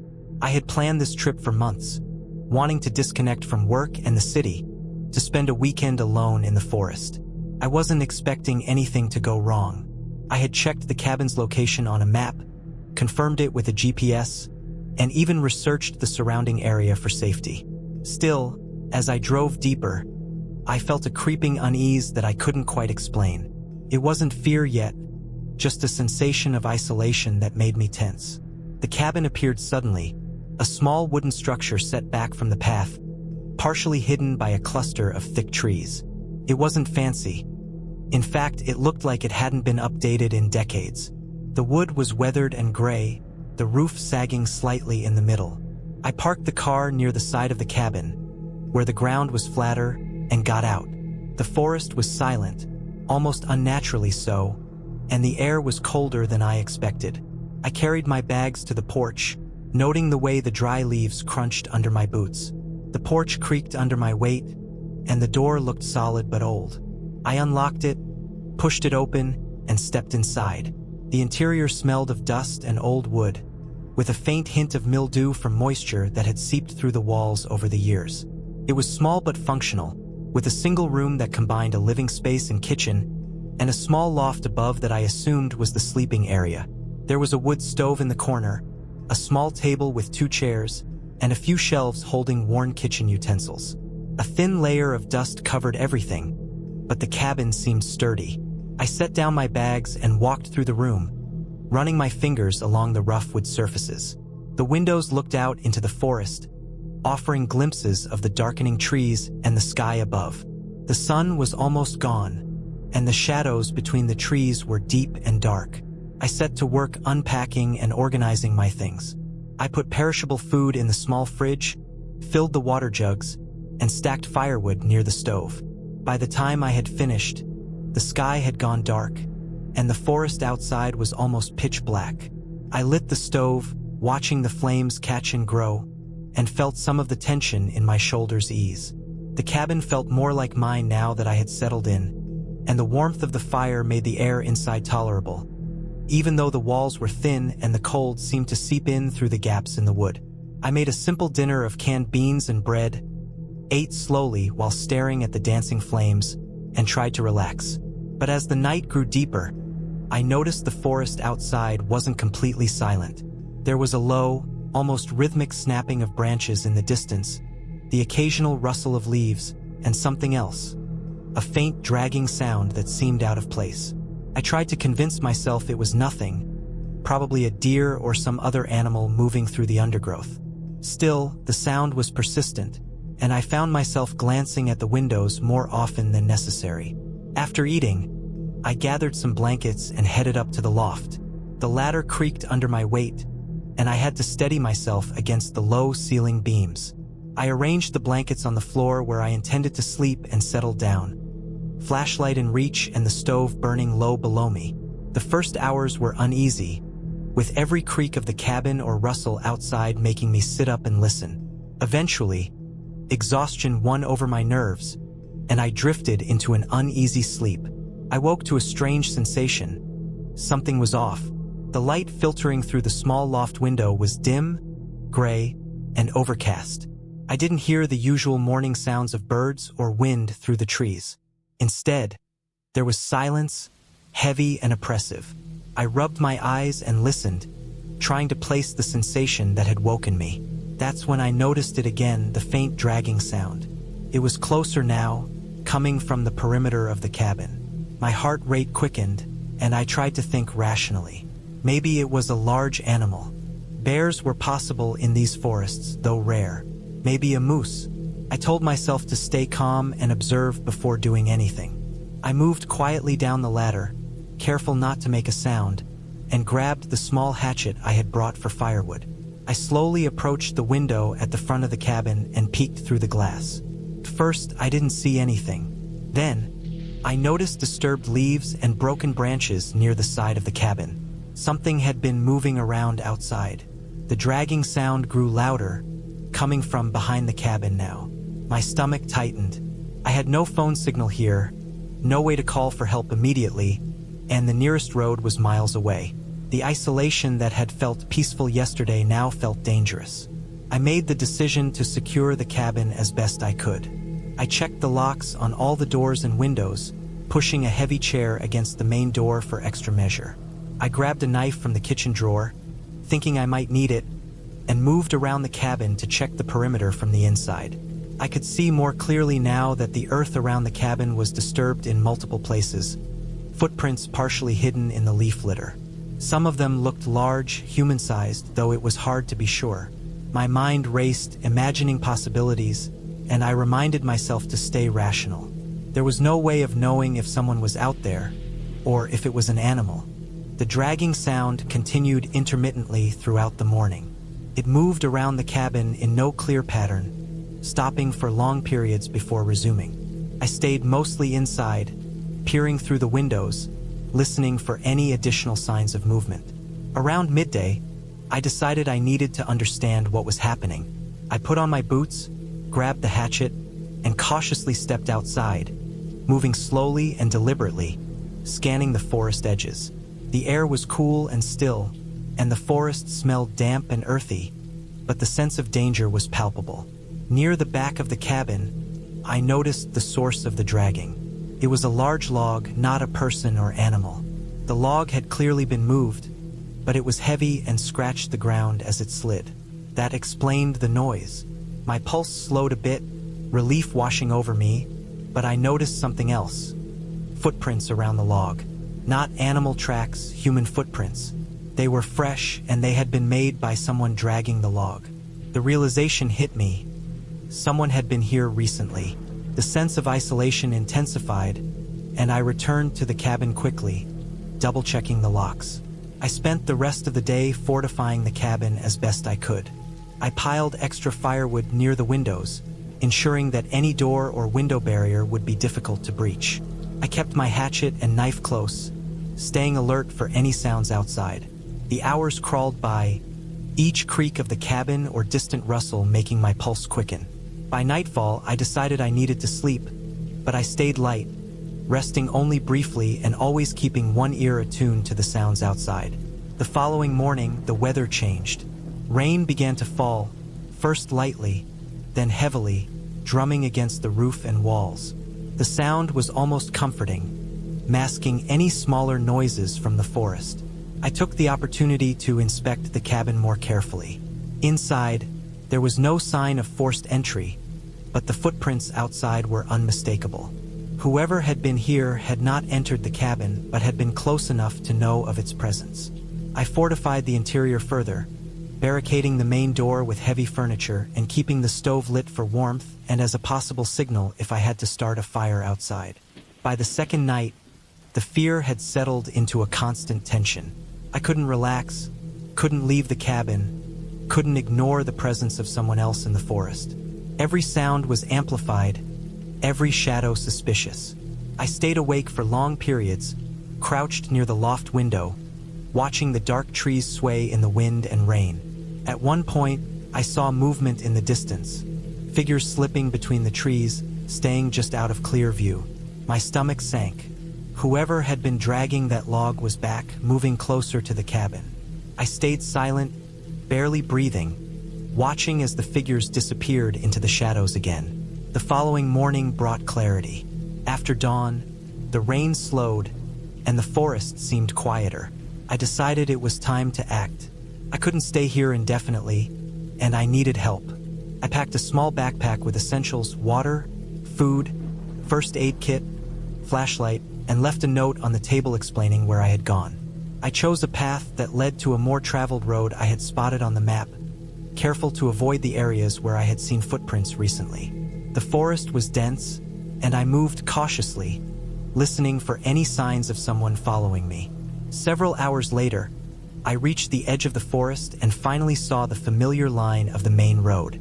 I ran the last stretch, feeling the relief of safety wash over me. I flagged down a passing car, and the driver helped me contact the authorities. I returned to the cabin with law enforcement the next day. The footprints were still there, human and fresh, and the log had been moved again. It was clear that someone had been using the area, hiding, observing, but had not yet been identified. The cabin itself had survived intact, and I had avoided direct confrontation, but the sense of danger had been very real. After the experience, I never returned to that forest. I stayed away from isolated cabins and always prioritized places with visibility and communication. The memory of the dragging log, the fresh footprints, and the forest's silent threat stayed with me. But I also learned that preparation, caution, and awareness can make the difference between a terrifying experience and a tragic one. The forest had felt alive with danger, but by staying calm, thinking carefully, and acting strategically, I had navigated the situation and survived. The cabin, the log, the footprints, they remained a reminder of how isolation can amplify fear, and how realism, vigilance, and caution are essential when alone in the wilderness. Even weeks later, the thought of the forest near that cabin made my skin prickle. I could still see the dark trees, the deep shadows between them, the damp smell of pine and earth, and the sense of being watched. The experience changed how I approached nature and isolation. I wasn't reckless anymore. I planned, I observed, I respected the unseen dangers around me. And while the fear lingered, I had emerged from it alive, prepared and aware. A lesson written in memory sharper than any knife.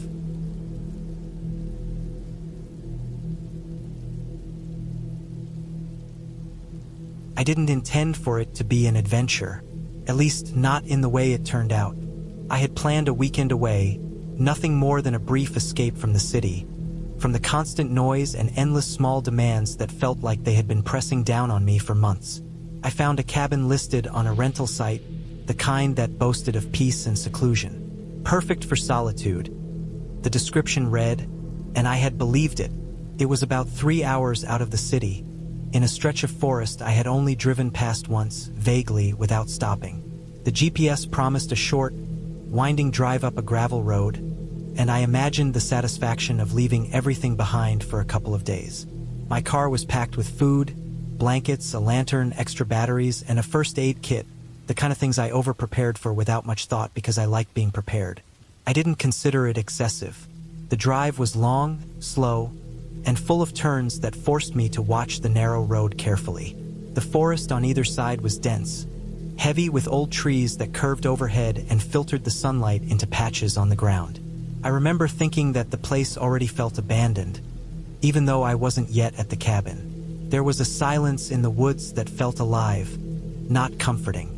Birds called occasionally, a rustle of small animals in the underbrush, but mostly it was a quiet I wasn't used to, the kind that makes a person hyper-aware of every movement.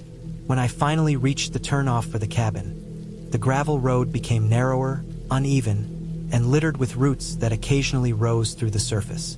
I slowed the car and gripped the wheel tighter.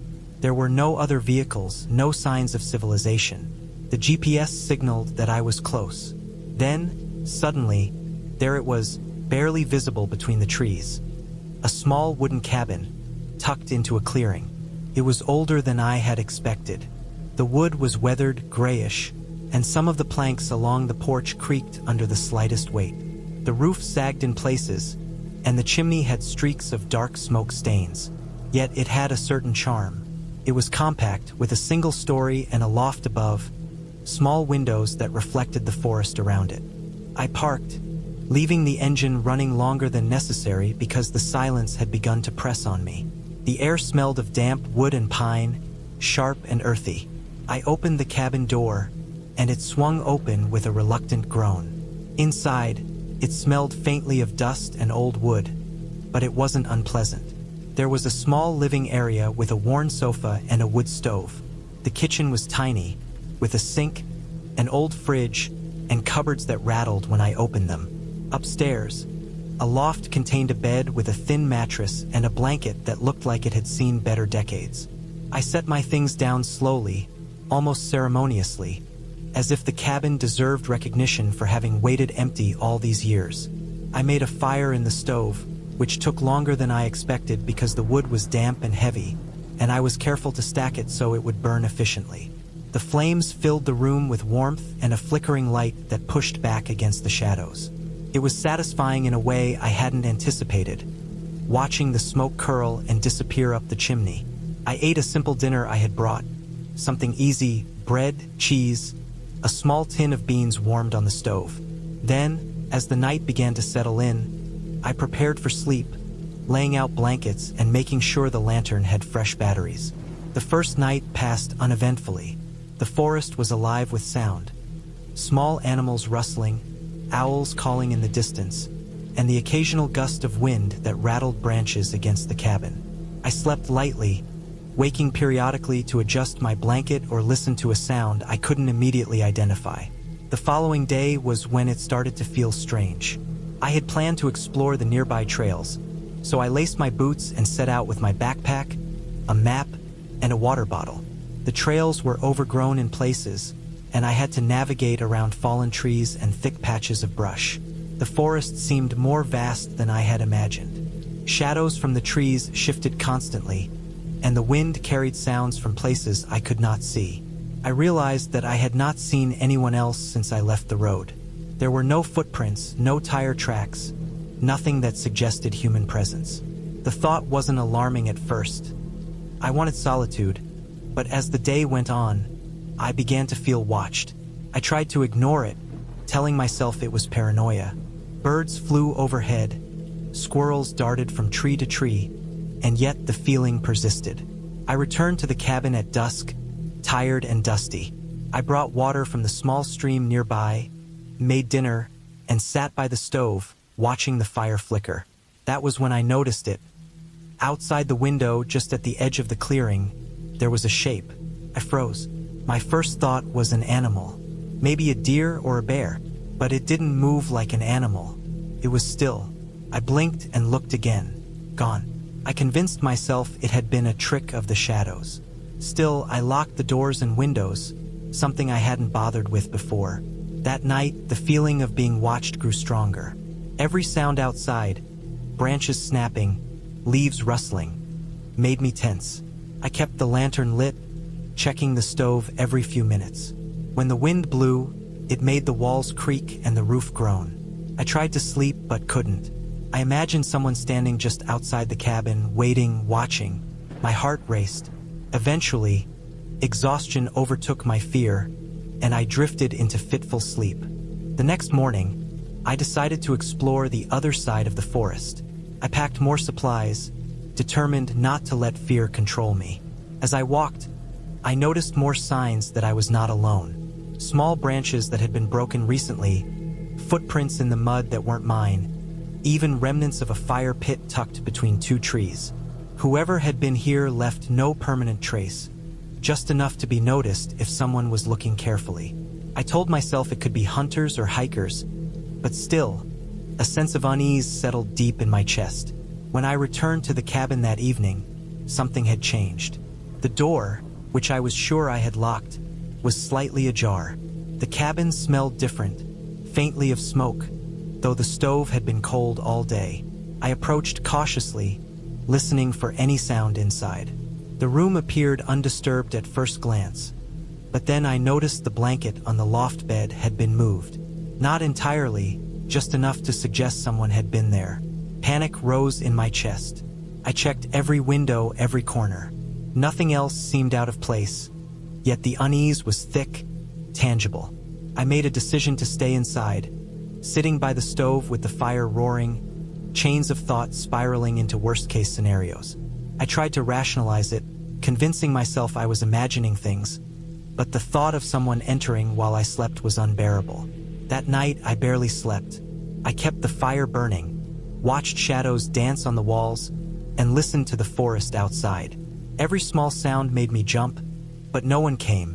When the wind howled, I imagined someone moving with it, shadows flitting across the clearing. My mind played tricks on me, convincing me I saw movement where there was none. Still, exhaustion claimed me in short bursts of sleep, each one punctuated by a dreamless anxiety that woke me with a jolt.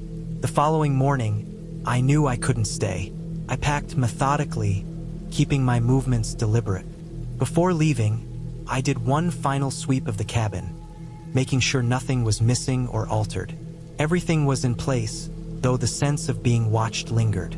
The walk back to the car was tense, each crack of a branch underfoot setting my nerves on edge. The forest felt different somehow, heavier, darker, as if it was aware of me in a way I couldn't understand. I kept moving, my eyes scanning constantly, every shadow suspect. When I finally reached the road, relief hit me in waves. I drove without stopping, leaving the forest behind, though the unease didn't fade entirely. It lingered in the back of my mind, a reminder of how easily solitude could shift into something threatening when the elements of isolation and the unknown combined. Looking back, I realized the story of the cabin wasn't one of ghosts or fairy tales. There was no supernatural force. The fear had come from something much simpler, much more real: vulnerability. Being alone in a place that was isolated, surrounded by wilderness with the possibility, however small, of someone else nearby who could cause harm. The forest is beautiful, but it is also indifferent. It does not care about comfort, about human expectation. It follows its own rules, and those who enter must follow them too, or risk being caught unprepared.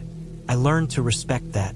I learned that preparation, awareness, and caution are not paranoia. They are necessary. I also learned that fear can exist without immediate danger, but it is still powerful, shaping how we act, how we perceive our surroundings. And sometimes, that fear alone is enough to change an experience entirely. Weeks later, I returned to the city, back to the noise, the people, the constant distractions. I felt a strange gratitude for it. Solitude is precious, but it must be approached with respect. The cabin remained in my mind, not as a place haunted by spirits, but as a lesson in human vulnerability, in the stark reality of being alone where the world can be unpredictable, where fear is a shadow cast by our own awareness of how fragile safety can be. I never went back. The thought of returning was always there, tempting, but tempered by the memory of that anxious, sleepless night and the feeling of being watched in silence. I kept the photographs I had taken, the burned logs from the stove, even the small footprints I had noticed outside the cabin, as reminders that sometimes the scariest things are not imagined. They are simply real. Real enough to make you rethink what it means to be safe. The story ends with me carrying that lesson forward, cautious, aware, but not afraid to live. I understood the fear, respected it, and left it behind in the forest, contained in memory and detail. And I lived on with that understanding, a little wiser and much more careful.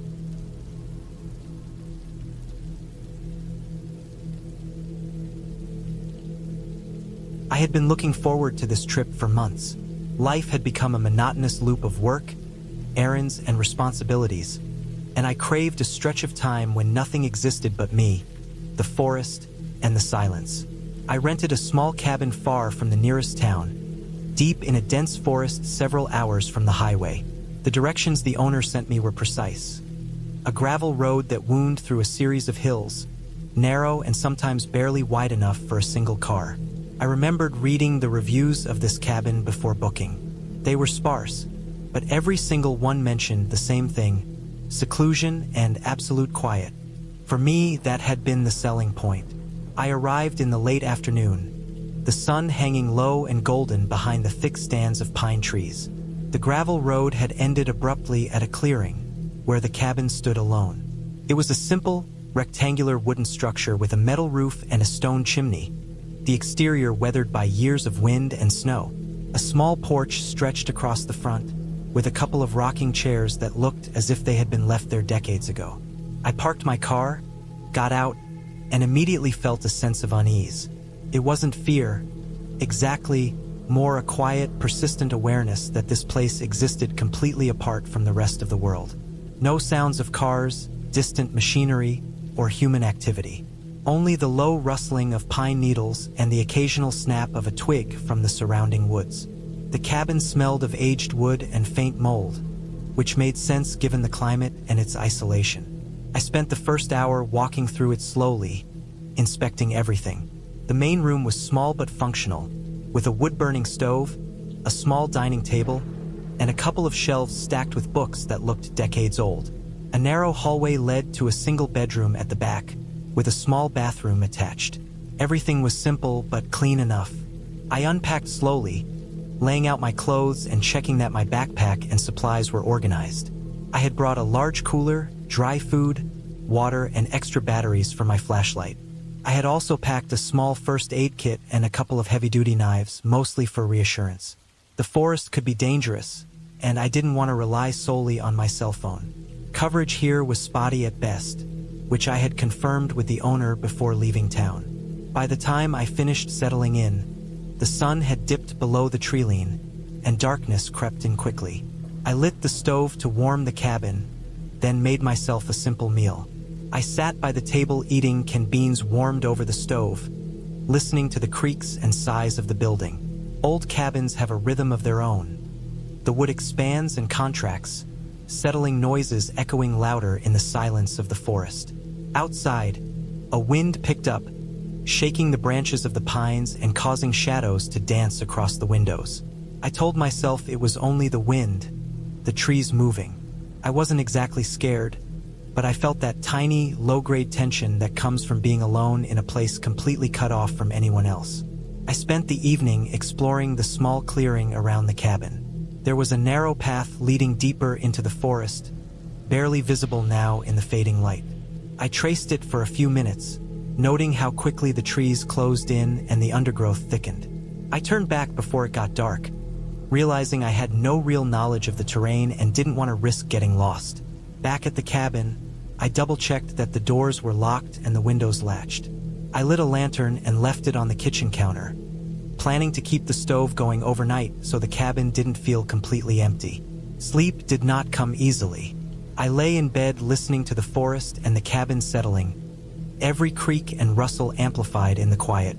Around midnight, I heard something that made my heart rate jump.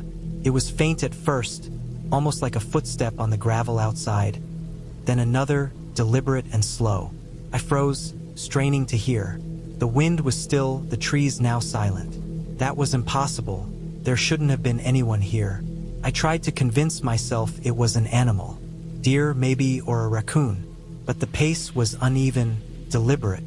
It stopped at the edge of the clearing, then moved again, closer this time. My mind raced through possibilities, all of them unpleasant. I reached for the flashlight I had left on the nightstand, gripping it tightly, and listened. The sound continued for a long time, just outside the cabin, circling, stopping, circling again. I didn't move from the bed, barely breathing. Eventually, the sound faded, leaving only the wind and the occasional crack of a branch. I tried to sleep, but my body was tense, every nerve alert. Morning brought no relief. I rose early, trying to shake the anxiety that had settled in overnight. The sunlight filtering through the trees made the forest look peaceful, almost picturesque. Yet, as I stepped outside, I noticed subtle disturbances that I hadn't the day before. Footprints in the gravel, deep enough to be recent. They didn't look like animal tracks. Someone had been here during the night. My stomach dropped. The sense of isolation that had felt invigorating yesterday now felt suffocating. I went back inside, checking the windows, doors, every lock. Everything was intact. Whoever had been here hadn't tried to break in. That realization didn't help my nerves. It implied the person or something was watching, waiting, or testing the boundaries. I decided to leave the cabin that day. I packed some food, my laptop, and essentials, planning to drive back to town and cut the trip short. As I loaded my things into the car, I noticed a shadow moving between the trees, just at the edge of the clearing. My heart froze. I grabbed a knife from my backpack, just in case, and watched. Nothing moved after a moment. I got into the car and started the engine. That was when I realized the gravel road was blocked by a fallen tree, massive enough that I couldn't drive over or around it. It hadn't been there yesterday. My stomach sank further. My phone had no signal, and the cabin's isolation suddenly felt like a trap. I considered walking back to the nearest main road, but the forest was dense, and I had no clear route. I was alone, stuck in a remote location, and someone or something had been here before me. I spent the day checking the perimeter of the cabin, looking for another way out. I marked points along the forest edge with small sticks and stones, trying to remember my path in case I ventured further. The forest seemed to shift as I moved. I could never see very far before the trees blocked my view. Every shadow looked like movement. Every bird call sounded alarmingly close. By late afternoon, my confidence was gone. I returned to the cabin, barricaded the door with a wooden chair, and sat against it, my knife in hand. I rationed the remaining food, drank water sparingly, and tried to keep calm. Night fell again, darker and more oppressive than the first. I could hear more sounds now. Footsteps circling the cabin, occasional snaps of branches, the soft crunch of gravel. At one point, I thought I saw someone through the window, a figure standing just beyond the tree line. I pressed myself flat against the floor, barely breathing, until my eyes adjusted enough to see it was nothing. A shadow, the wind, perhaps my own imagination running wild from exhaustion and fear. I didn't sleep that night, just stayed awake, listening, waiting, and trying to make sense of the impossible situation I was in. By the third day, I realized staying inside the cabin was no longer safe. Whoever had been watching had likely learned that I was trapped, and staying passive might make me an easy target. I planned to leave at dawn, using the forest path I had explored the first day. It was risky. I had no clear map, and the undergrowth was thick, but it was better than waiting. Before sunrise, I packed my essentials into a small backpack, leaving heavier items behind. I checked every lock, then quietly stepped outside, pressing myself against the cabin wall as I moved to the tree line. The forest was quiet at first. I moved slowly, memorizing landmarks I had noted earlier, marking others as I went. The sun rose slowly, illuminating the mist that had settled between the trees. The undergrowth snagged my clothes and scratched my arms, but I pressed on. At one point, I thought I heard someone behind me, slow footsteps that matched mine, trying to echo or track me. I spun and shined the flashlight through the mist, but saw nothing. My pulse pounded in my ears. I kept moving, using rocks and trees to maintain orientation. Hours passed, each step exhausting. I reminded myself of the goal: reach the main road, find help, survive. By midday, I broke through the thickest part of the forest and found a small creek. I followed it, knowing water usually leads to human activity. After another couple of hours, the trees thinned, and I saw a faint dirt road in the distance. My heart lifted. I moved faster, stumbling, scratching myself on branches, but finally reached the road. It was still narrow and unpaved, but it was clearly used. I began waving my arms and shouting. Car appeared in the distance. I ran toward it, exhausted, bleeding from minor cuts, filthy, and terrified. The driver stopped, alarmed but helpful. I collapsed into the car, gasping, trying to explain. They called the authorities, and I was taken back to town. The cabin was eventually inspected. The fallen tree was clearly placed deliberately, and tracks around the clearing indicated someone had been watching it for days, maybe weeks, waiting for an opportunity. The police believed it was a survivalist or someone familiar with the forest who wanted to trap anyone isolated enough to be vulnerable. Nothing supernatural, just a human predator exploiting isolation. The weeks after the incident were difficult. I avoided forests for months, replaying every sound, every shadow, every creak of the cabin in my mind. I had survived because I acted, because I stayed alert, because I refused to give up. The experience left me wary, but also more aware of the fragility of safety. Human danger can be as terrifying as any fictional monster, and sometimes more so because it is real and patient, waiting in silence. I never went back to that cabin, never drove that gravel road again. But I remember it vividly. The smell of the wood, the creak of the floors, the suffocating isolation, and the lesson that being alone doesn't always mean being safe.